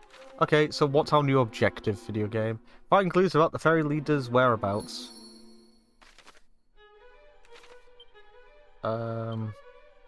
Let's use the Chimera Wing. And go to the fairy village, because there's some shit in there. I suppose this means that, can we do, like, a round trip? Do I want to do a round trip? I don't know. I might want to level up a little bit.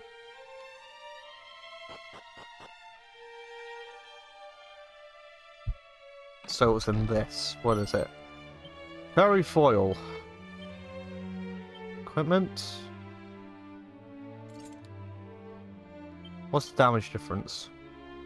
What the fuck?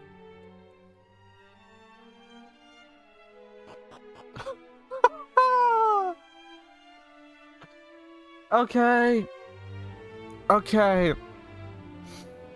Right, so if I had to guess, the next locale that we are needed at would be... There's nothing in here. And the next locale that would be needed at would be the swamp cave. Whatever it's called in here. So do I just, like... Oh, that's what safe passage is going to be for, isn't it? So we can walk across the poison. Right, where is that? Can I... yeah, zoom out. So yeah, it wants me to go all the way over there.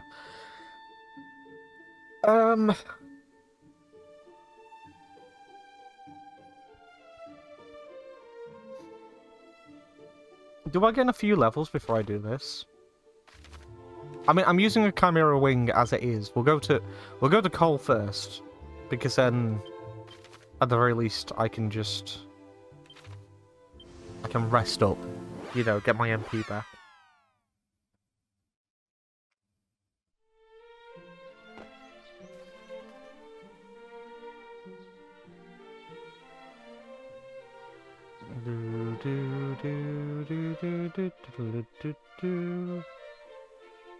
What level are we? Level 12.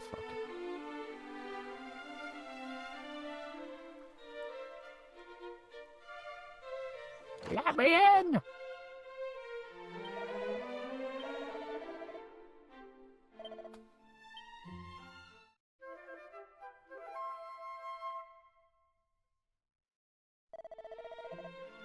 Do come again. I will think about it. Let me through. Should I just go straight there? I guess. I'm going to assume that, like, the dragon is going to be, like, tucked away for the time being. Yeah, whatevs. Okay, right, so let's just go.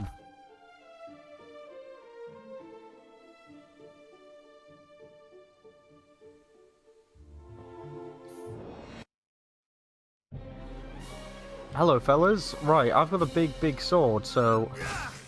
Jesus.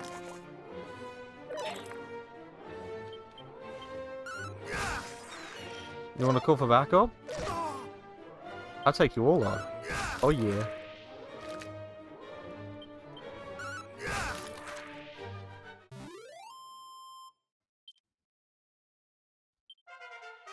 Yay! Level 13. Zoom! That's the super duper alley spell, isn't it? That's the 0 MP. Okay.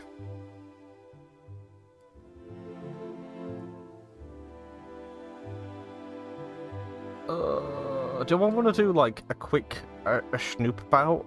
Do I want to do a little snoop? I feel overpowered. That's the problem. I feel like that if I start snooping, like this game's just gonna crack. Like more so than it already has.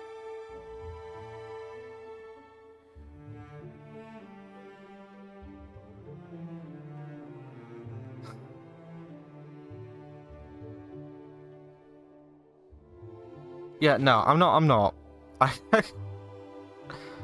not yet, anyway.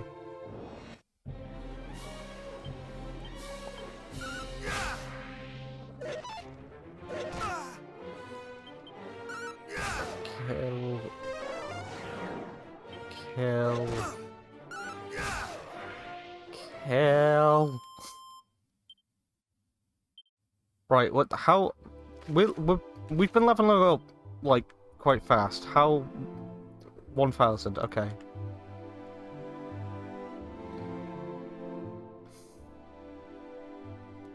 Am I going the right way around? I am not.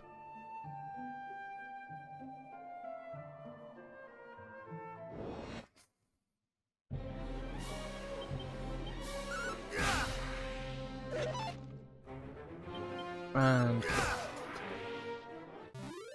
why does this sword exist at this point in the game? Okay, let's start from up here. I'm going to assume... wrong button. I'm going to assume that we can cast this. Yeah, okay, cool. Run, run, run, run, run.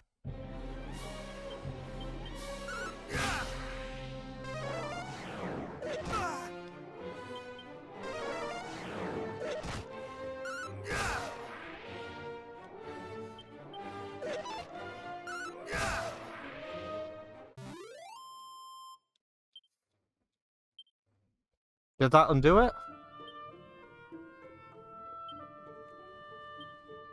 It did not. Cool. Here we are, I guess.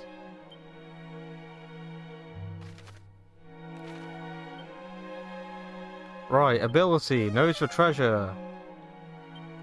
4 pieces of treasure here. There's one. It's a mini medal. I still don't know what to do with the mini medals in this game. Right, nothing there. Just you and me, Buster. 1 hit kills now. Oh yeah. Bag of laughs, no longer... Did I call them lucky bags before, by the way? I feel like I did. I don't know why I called them that. Bag of luck. Something like that.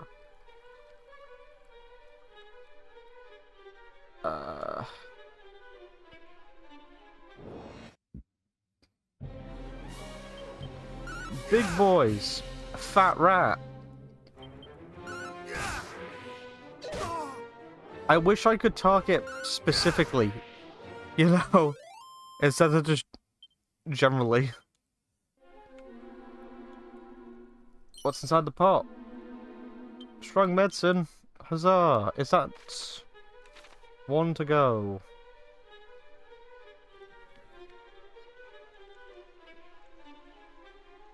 Ooh, hello.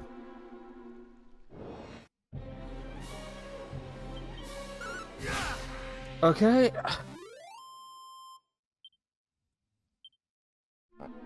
How do I get to you? Oh, that requires me to be to find a different entrance.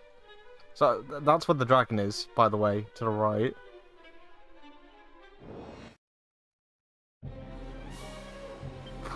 What the fuck, Vladdy? I don't know what a Vladdy is.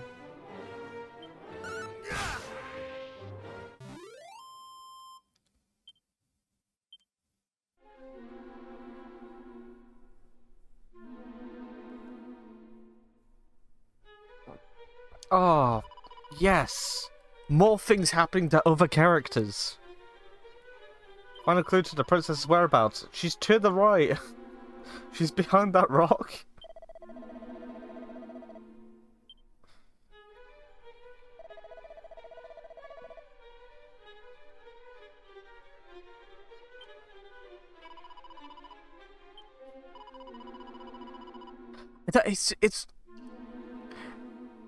It's amusing to me that within the confines of the NES, you can convey all this information without stopping the game.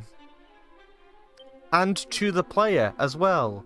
Not to someone else that's just ahead. We're just standing ahead. No one's acknowledging us still. You know, we're just up ahead.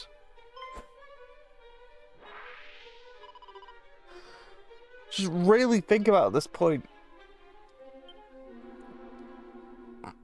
How much more beneficial it would be if we just stepped forward and started a conversation with these people.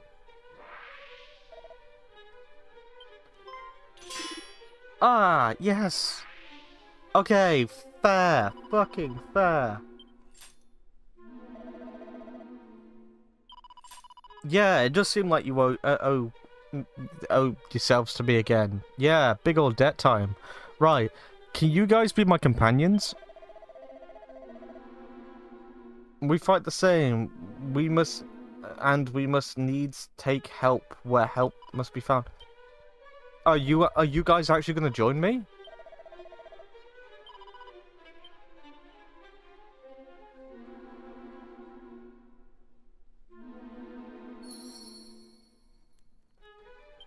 No. Why not?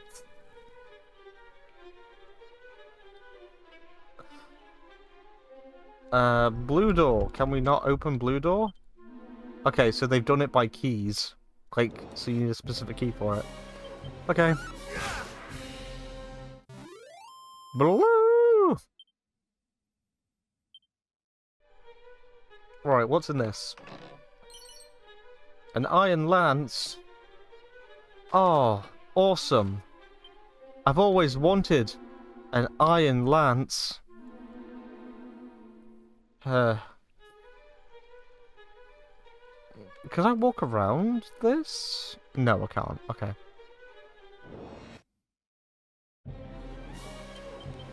I mean, this cave by itself is fascinating to talk about, right? In terms of design versus the original. Because in the original, you illuminate the place and you had to find your way around. Yep, big ol' thumbs up, chill, whatevs. In this one, have a look at the design. Have a look at what's ever so slightly insane about it, right? So, every single piece of like treasure we found has been in like the little nooks and crannies along the way. We found every piece of treasure in here now, by the way. But you can go an alternative way around. I suppose it's if you're just skipping through, but we've got Zoom and the Chimera Wings that are dirt cheap. So I'm never going back to the Quagmire Cave unless I absolutely need to, right? So, what's the point? Why give me a quick way through? Oh, we gave the player a quick way through just in case they didn't want to get any treasure. Why? Like, the treasure's going to be beneficial regardless of what it is. It's free gold, you know? Cool. I assume I'm going to need to cast Safe Passage. That was a good use of Safe Passage. So, yeah, I recognize this area. We're getting close to the end of the... Are we getting close to the end of this episode? I'm not sure. How long was the last episode? I don't really know when to stop, you know? We'll keep going. I'll keep going until I feel like it. How about that? That sounds like a nice, like, mediator, a nice middle ground for all of this. Oh, boy, though. It's going to be an interesting little section where I can just talk about, like, everything we have done in this game. I can sit down with you guys and I can just be like, hey, you remember when we did all that? That was pretty cool, right? Okay, cool. What the fuck's going on? And why? Ha ha ha ha ha ha ha. Or something like that. You never know. Ooh. But yeah, I'll probably stop this whole thing soon, to be fair. Aha! A restless armor and a shade. Well, let's get rid of the shade first. Because the shades are bad. Let's get rid of the armor. Because the armor is bad. Whoa! You took a chunk of my health off, good sir.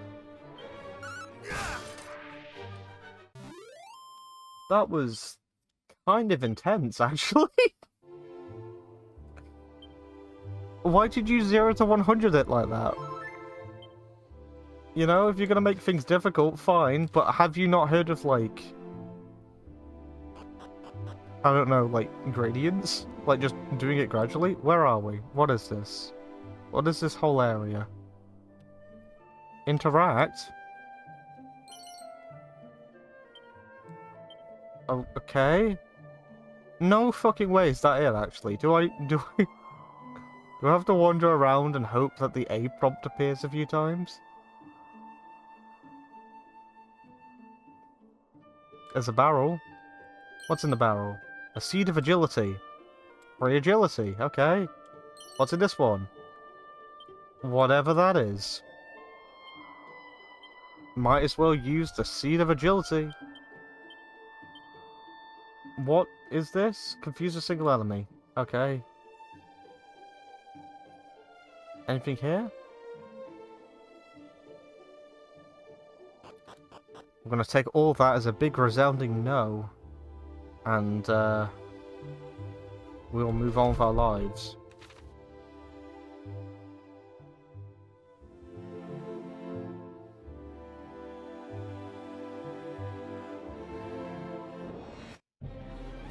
Oh my goodness me, it's you! A skeleton! Right, that's more like it. Maybe we just encountered like a really, like, buffy guy. A vial of holy water! Where's the secret mumbo jumbo? Down here.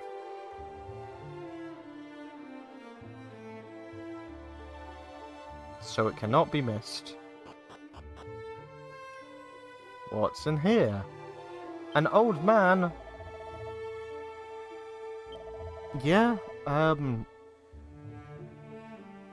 did that.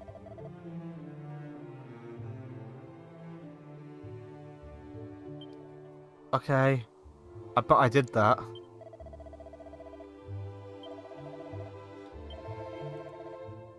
I didn't go to that secret location. I didn't come to this secret location to hear about another secret location. You know, do you have nothing for me?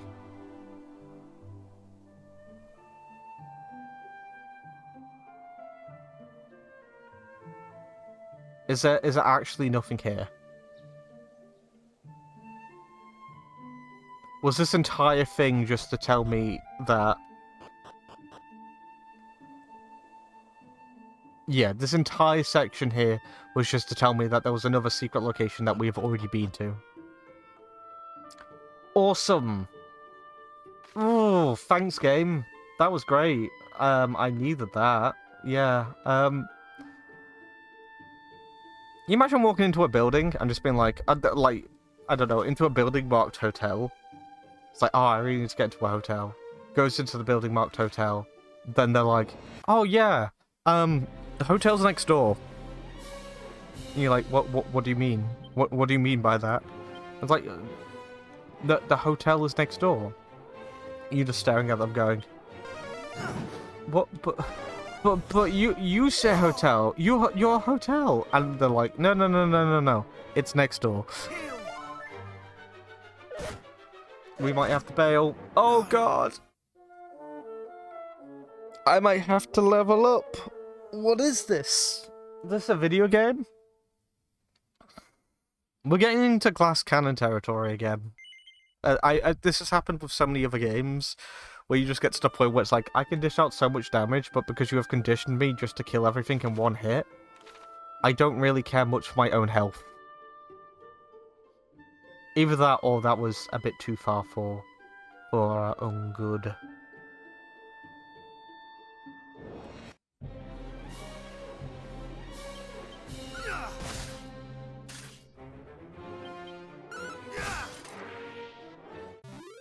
I mean,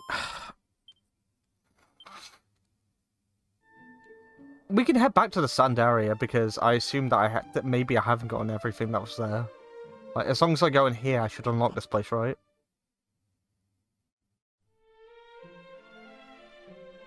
So I can just use Zoom to come back if I need to.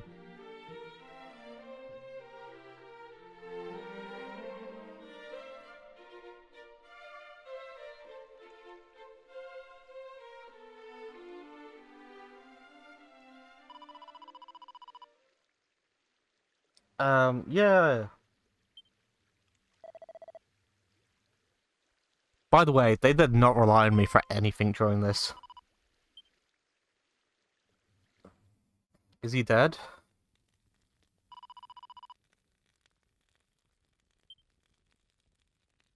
Are you gonna join me now?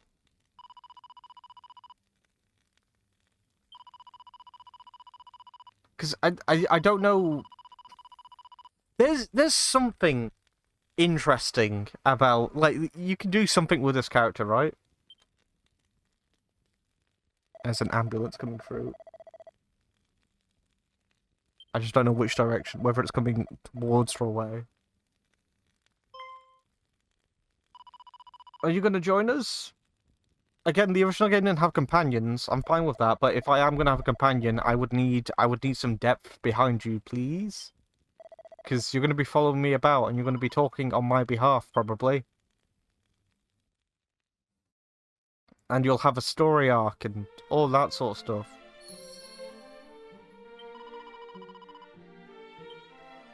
Okay, I guess not. I thought she was going to, like, accompany me to find said boy. How do I get to you? How do I actually... How do I leave? Oh, the door's here.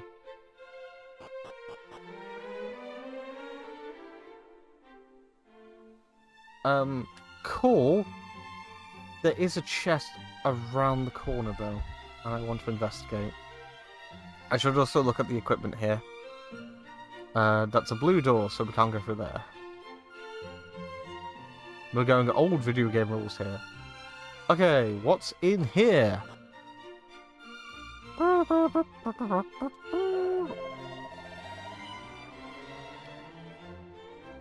a lot of stuff. That's a shit song.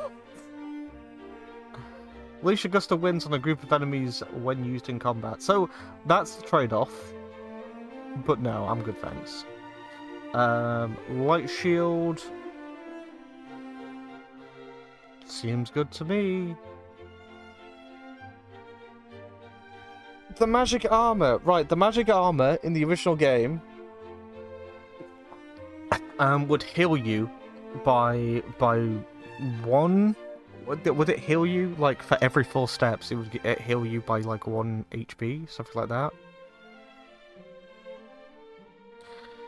that. Maybe that's worth getting. What's gonna do more for me, though? I guess that. Okay, so I guess we're gonna level up for a bit and then get some armor.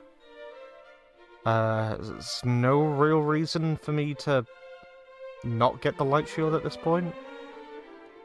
Yeah, we'll get that.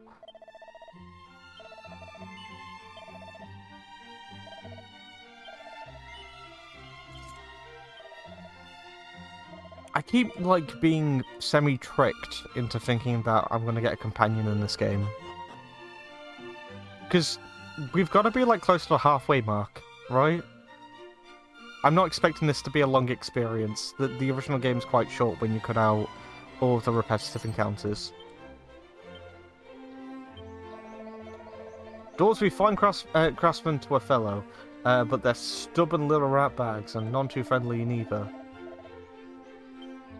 Awesome. That's pretty cool, right? It's 5 treasures here. Holy moly. 5 whole treasures? Is that one of them? Why is that there? Why did you put that there? Let me at it. I don't know what I want to do. Level up I shall. I think that's probably for the best. Until we get the equipment. I mean, there are remnants of that original game in here. In regards to like, oh, there's armor here and it requires quite a bit of gold to get it, so you better level up. And it's like, oh, cool. So as I attack things, as I kill things, I will level up naturally. That's, you know, that is the gist of the original game, but also, yeah, you're gonna stop there? Like,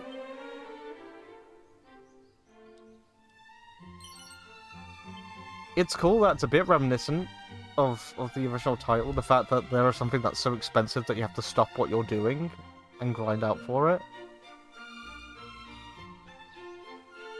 Right, it wants us to go through there.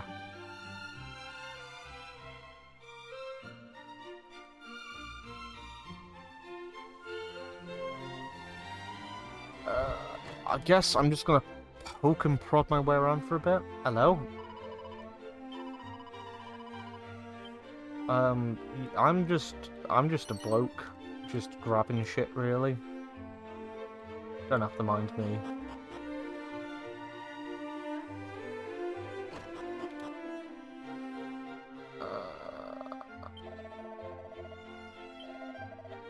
Oh, well, someone respects me around here. Have you got nothing in here? Okay.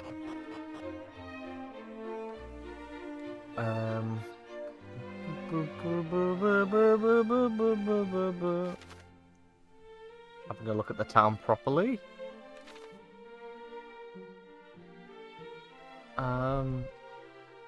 Okay, here's what I'm gonna do. I'm gonna do a little bit of grinding, just a little bit, not too much. And we'll level up a bit, methinks. And I'm going to use this chance to talk a little bit about what we've done this episode, because a lot of it has been wandering back and forth. I will freely admit. But it's been all right, you know. It's a tough one because this game is so close to what I want this title to be.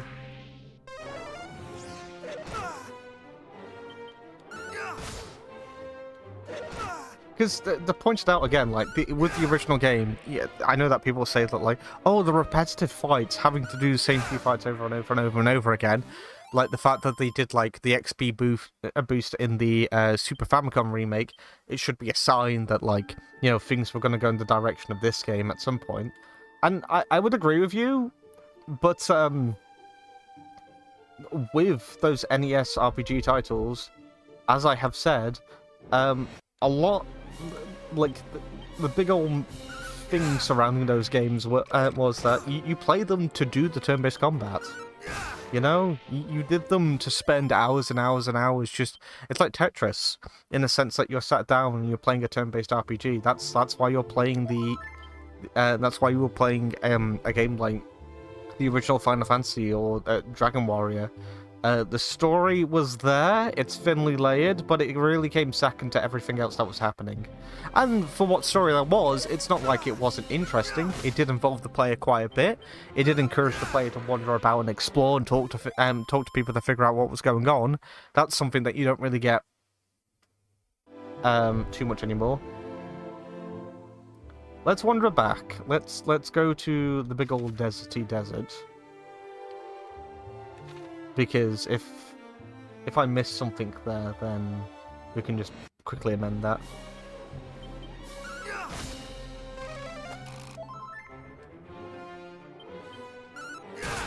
But yeah, it's so sad to see like the two options that people choose with these games now is it's either dull everything down or add an auto battle system or both. It's like it's making it so uninvolved. Like, if you're too bored to do the basic combat system, just don't play the game. Right, they said shadow of a tree. Oh, okay, yep. An edged boomerang. Huzzah. Anything else? Any other shadows of any other trees? I guess not. Well, I'm sure that the edged boomerang will never serve as well. Yeah. Okay, cool. Let's move on. So, what do I need? Like, shall we say 10,000 gold? I think that's an appropriate number.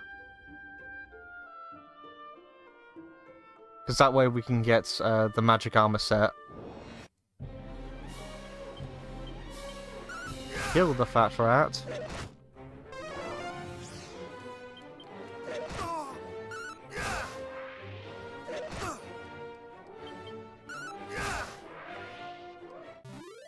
How much gold did we get for that? 45. So it's going to take a while. 10,000. I mean, it's not that far out of the realm of possibility, is it? Say like we're earning on average like between 40 to 50 gold.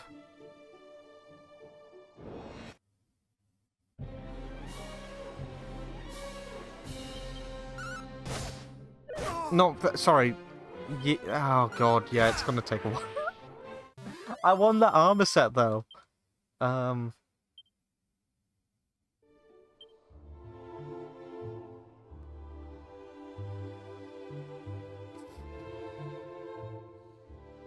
I might do this off camera. That might be the way to do this. Because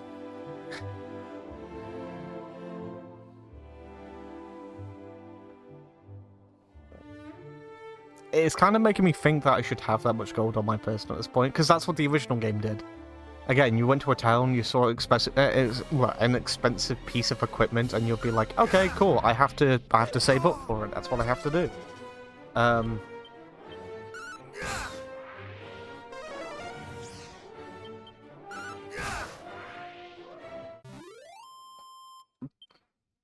We didn't check if, like, the inn prices had changed. I suppose they have, right?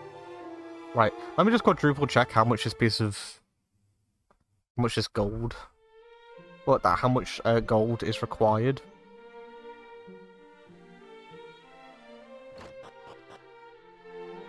Because if it is like 10,000, that's not the end of the world.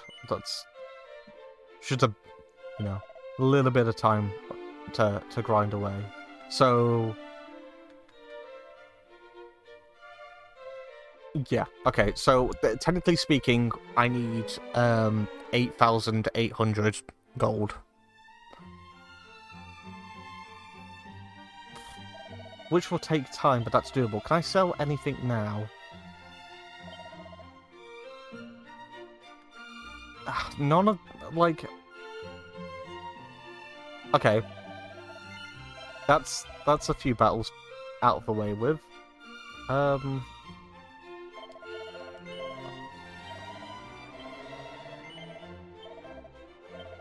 guess we'll get rid of that now. Yep.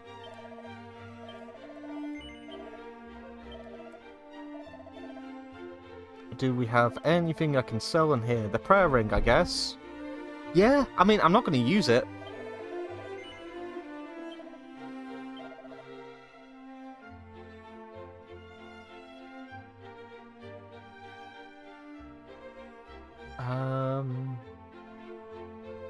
Scent useful. Get rid of that.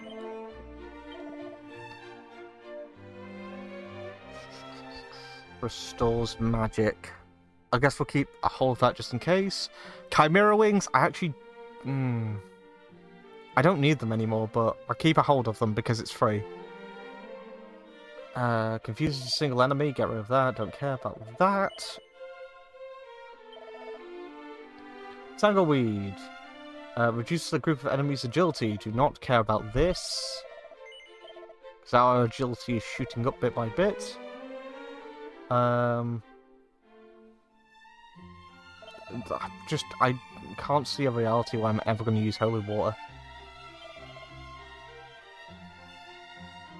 Cures bedazzlements have not been bedazzled. Bedazzled, rather. Have I got anything in the equipment bag worth getting rid of? Yeah.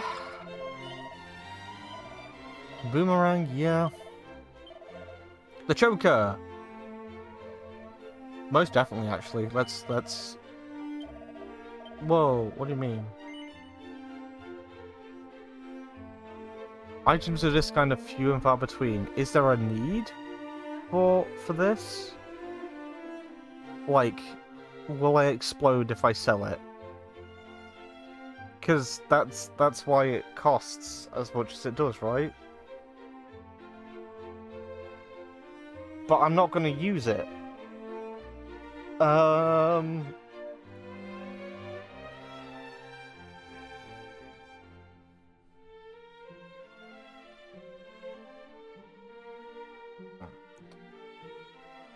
mean, rare item it may be. Unfortunately, the ruby ring has outdone it, as well as the other stuff that we got. Oh god, it's making me think it's going to be used for something. Like...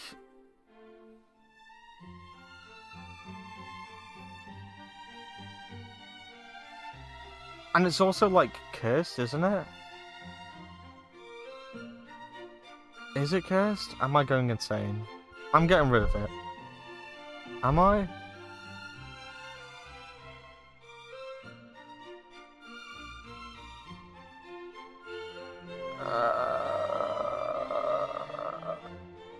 Yeah, fuck it. It's gone. It's gone. I don't care. I don't care.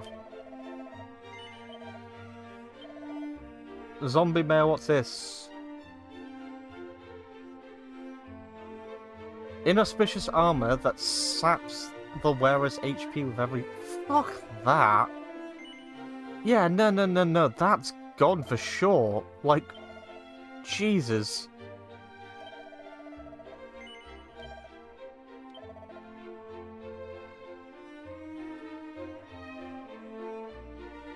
Is that meant for anything? Like, if I went into my equipment... Oh! Okay, yeah, hang on. Let's quickly do that then.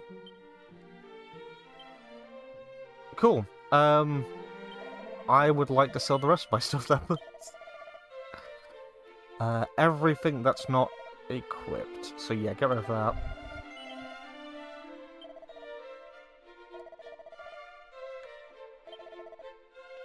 Leather armor for sure, get rid of those. Do not want that. Don't know why I've got so many.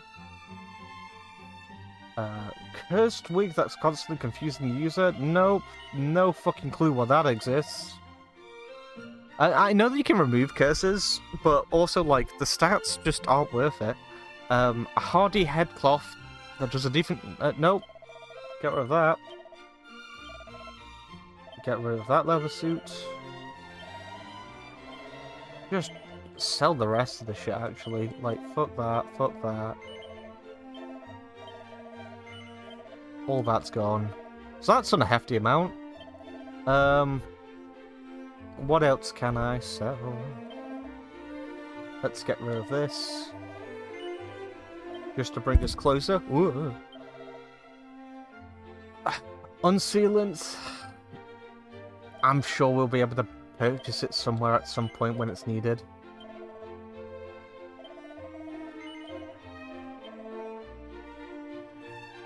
Okay, that's not bad. We've cleared up our inventory as well. So if I got the magic armor now,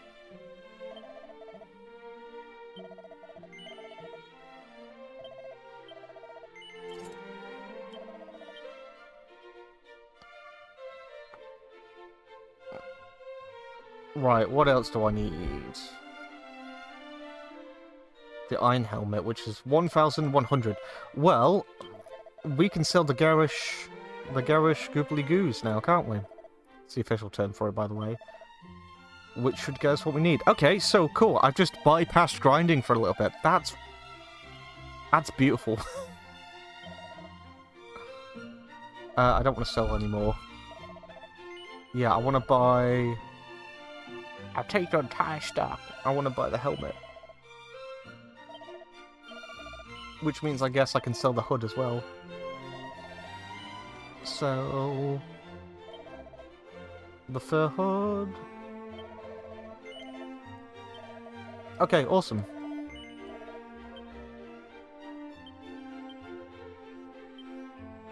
Can I have a look at my stats? That's pretty good to me. Let's try stuff at the inn. Let's have a go with that. And then I think I'll call it here. But yeah, I'm, you know... I suppose I should talk to the guy that's over there. Because they're at the inn, aren't they? And I don't want to head back there because that'll be a bit awkward. But yeah, I said, like, I'm enjoying this game a lot so far, but, oh, no, this is the thingy. They do this in the original game. It's, they're calling back to it, right? Yeah, that's awesome. And what do you have to say? Anything new? Nope. Yeah, I'm enjoying this game. If this is your first experience playing a Dragon Quest game, you're probably gonna have a good time. I can imagine that this will get you into the series, which is great. You know, like, it's a good game. I'm not gonna knock it. It's unfortunately it does just fall. It starts to fall a little bit when you compare it to the original game.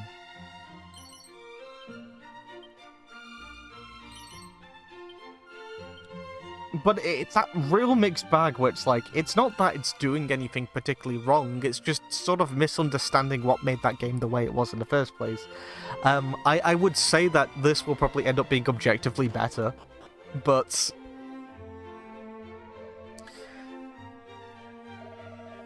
I don't know if it's going to shift, like... Yeah, I don't know if it's going to shift what I would consider to be...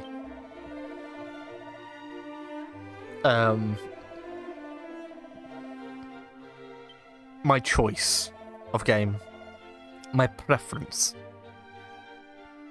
or even the one I recommend. If you're into Dragon Quest, like if you're deep into Dragon Quest, and you want to try the original game, and if you had to ask me so far which game would I recommend, I would probably say that original NES game. I'd say be patient. Try it out so you can see where the series roots came from, like what the series originated as, so you can appreciate and you can understand why it's come as far as it has, why it is at the point in time it is now, if that makes sense. Like, you can see the sensibilities of both time periods occurring at once. But if this is your first Dragon Quest game, well, if this is your first Dragon Quest game, I don't know. I kind of feel like you're missing out. You know, there are Dragon Quest games with better stories than the original game. There are Dragon Quest games with better gameplay than the original Dragon Quest game, and remaking it so that way it contains some elements of like recent Dragon Quest games in the original Dragon Quest title. It's sort of like, okay, but you realize what's happened, right? You've put like a hard obsidian bar over the top of this. Like, you can't... You've put a really hard roof limit on this, and you can't really overcome that now, unfortunately. Like, that's stuck. That's glued down, and there's not really much you can do about that going forwards. And it kind of sucks. As a result, like, this is a great game, but it's... This is why I've got a great deal of respect for the pixel remasters of Final Fantasy, because when you play those games, they're essentially like the best versions of those titles, with the pixel remaster done on top of it. So, like, Final Fantasy 1, it has a lot in common with the original Final Fantasy game, but it seems to take a lot from the PSP iteration of that title. And the same goes for, like, the first 5 games or so, whereas Final Fantasy 6 is ground up, but it seems to take a lot of inspiration from the PlayStation version of that title. And as a result, when you're playing those games, you can technically say that, yes, you did play a legitimate version of those titles. You played a version of those games that is truthful and faithful to the original 6 Final Fantasy games. So when you're playing the Pixel remasters, I can say that, like, no, you didn't play like an off-brand version of or anything like that. And you're not playing a souped-up version of those games at all. Like, yes, they have quality of life improvements, like auto battles and stuff like that, if you wanted to. But if you wanted to play the game as it was, you can do. You can't do that with this game. I can't go through Dragon Quest 1 in this title and play it like it's Dragon Quest 1. You know, it's an experience that's been robbed from me, because they gave me a map, they gave me waypoint markers, they gave me spells that occur in Dragon Quest games way before this. Like, I feel quite strongly when it comes to remakes, in the sense that, like, you've given me the opportunity to play like the origin of this series, right? And that is what this is. Like, you're giving me the opportunity to play the original variation of this game, but you're covering it head to toe in things from 40 gold. That's not that bad. You're covering it head to toe in things that this game never even touched. Like, it wasn't even in the developer's mind when this game came out. And the result of that is like this weird, like, Frankenstein thing where, like, if someone came up to me and went, "Oh, I played Dragon Quest," I would have to say, which one? So I know what we're talking about. I know what we're talking about, and I know how we're talking about it. Because if they used this as the example, I played Dragon Quest 1 for the first time recently. It's like, you played the HD remake, didn't you? And they went, yes. And it's like, okay. So the conversation's going to be dull, in other words. Like, and that's not a massive flaw. It's just, with the original game, there are so many minute choices made within that game because of the time it came out in and the sensibilities of, like, why games were made at that time versus now with this title, that it's interesting to talk about that time capsule experience by itself, and that game by itself. A very, very much playable game still today, something that I have played many times over. And I quite like talking about the original Final Fantasy game and that game. But again, the difference being that if I were to talk about the Pixel remaster of Final Fantasy 1, or if I heard that someone had played the Pixel remaster of Final Fantasy 1 over the original game, the only thing that we're going to be, like, the only difference between conversations would be interfaces. You know, in the Pixel remaster, you have, like, a more traditional Final Fantasy menu, like a more up-to-date Final Fantasy menu from future titles, and not that far into the future either, but the DNA of those menus still exists within that original game. You just have, like, a far more simple formatted menu, whereas with this game, they've done it up completely. Like, this isn't at all how the original Dragon Quest game looked. Like, aesthetically, it's not how it looked. In terms of its interface, there wasn't a map here. The layout of towns are pretty similar. Like, the layout of the world map is similar, but it's, like, you would have to play the original game. Like, if I just go out into the world for a moment, you would have to play the original game in order to identify this world map. Like, I have to zoom out to be like, oh yeah, that's the Dragon Quest 1 world map. I somewhat understand, like, I see the similarities. This is, like, placement-wise, all that sort of stuff, this is Dragon Quest 1. I get that from this map, which is a good sign. But when you remove the map, and I'm actually down in the world, where the fuck am I? Like, in Dragon Quest 1, you can tell by eye exactly where you are in the world. You can tell by eye what town you're nearby, things like that.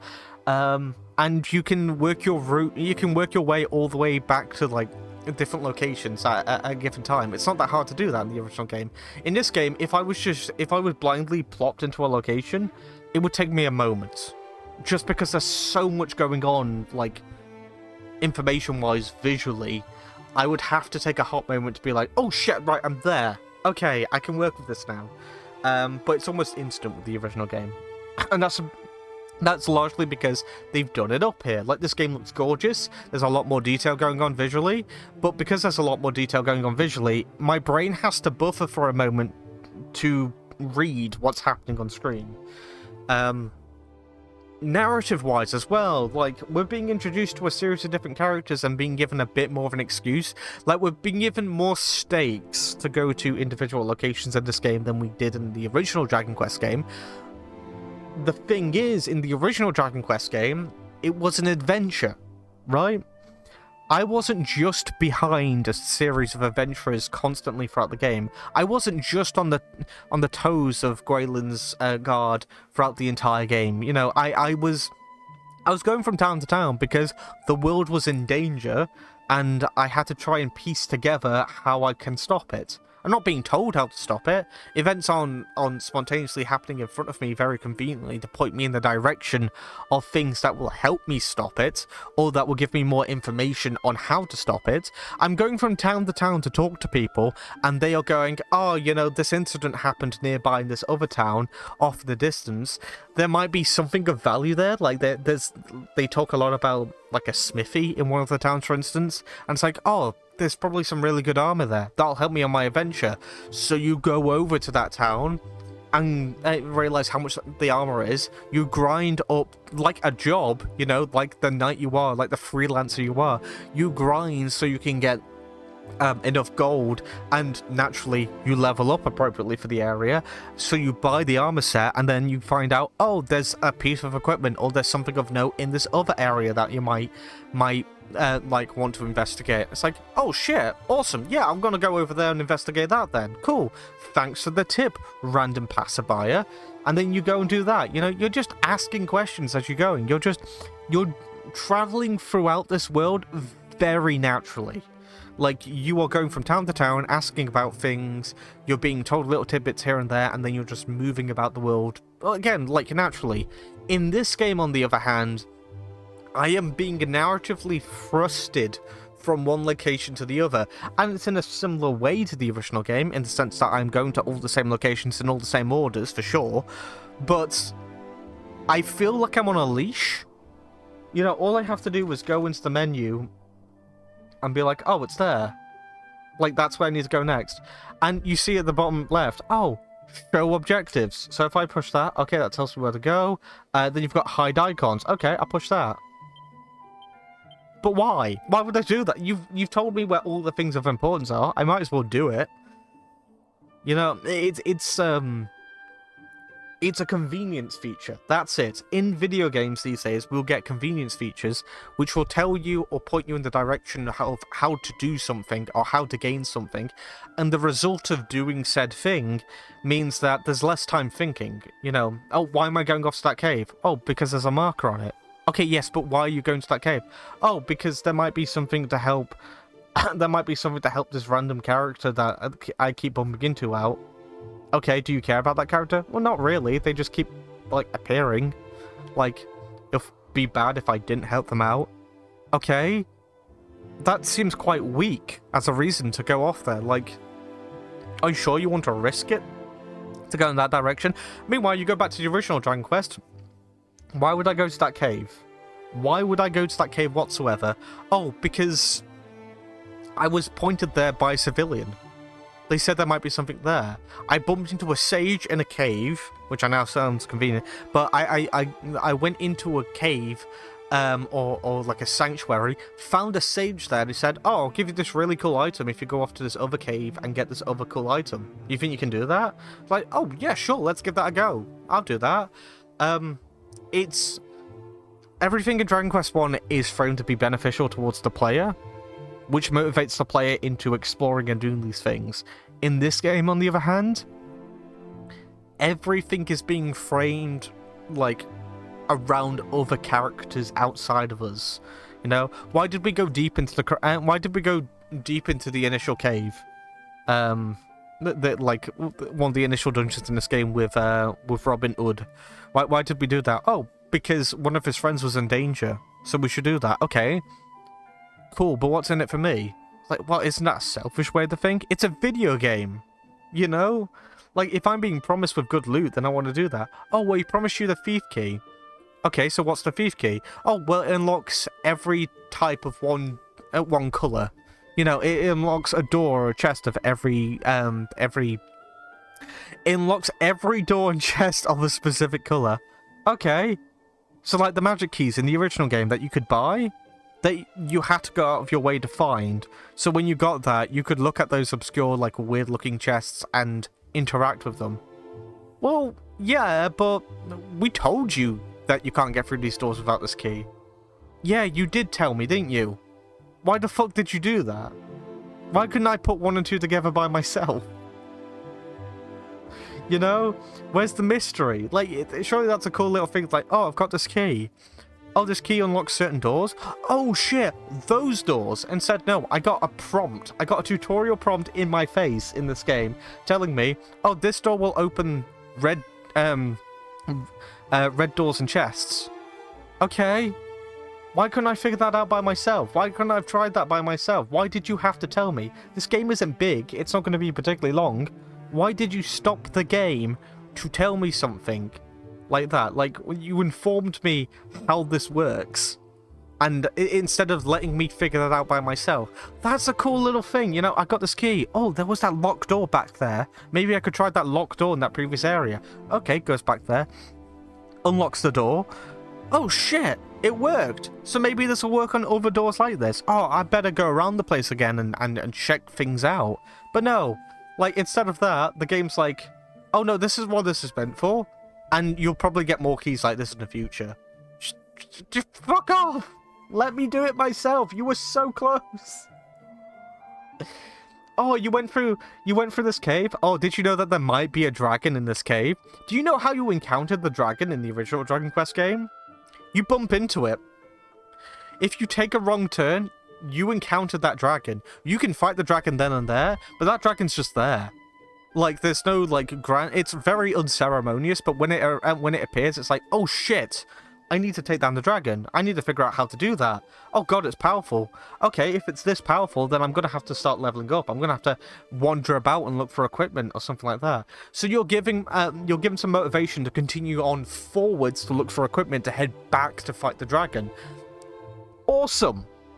And again, the dragon's just there, and the princess is just there. You know, how awesome is that? Just to be like, oh, everyone's talking about the princess being missing. She's just right here. She's right here being guarded by this dragon. Oh, cool. I wonder what reward I'll get for doing this. So you go ahead, level up, get gear, go back, kill the dragon, rescue the princess. You carry her around, like your sprite is carrying her around. You head back to the main kingdom. And she gives you an ability to check how much XP you need in order to level up next, because otherwise you have to keep talking to the king and going back and asking for that. That's a cool convenience feature, and it's rewarded to you after overcoming basically a rumor trial. You know, something where you're just like, I have a vague idea of where she might be. I have a vague idea that there might be a dragon around here somewhere. I just don't know where. This game stopped you. This game gave you a cutscene, invented characters to tell you that there is a dragon in that cave, and potentially the princess is there as well. Like, okay, well, now I know that that's just there. That's no longer going to be a surprise. You know? I don't know. It brings me down. It brings me down because it's like, why did you do that? Why couldn't I have just figure that out by myself? Right, okay. I'm gonna get here. I'm gonna get here so I can get a drink, because I've been shouting and screaming and talking, and I've got a sore throat. So, I'll do that, and then I'll start recording the next part. I don't need to level up anymore as well, because I've got the equipment. But yeah, even that, like, I didn't have to level up. I didn't have to go out of my way to level up because the game just threw a bunch of expensive shit on me that looked terrible. And I just sold it all for a shit ton of money. Ugh. Anyway, see you guys in the next one. Goodbye.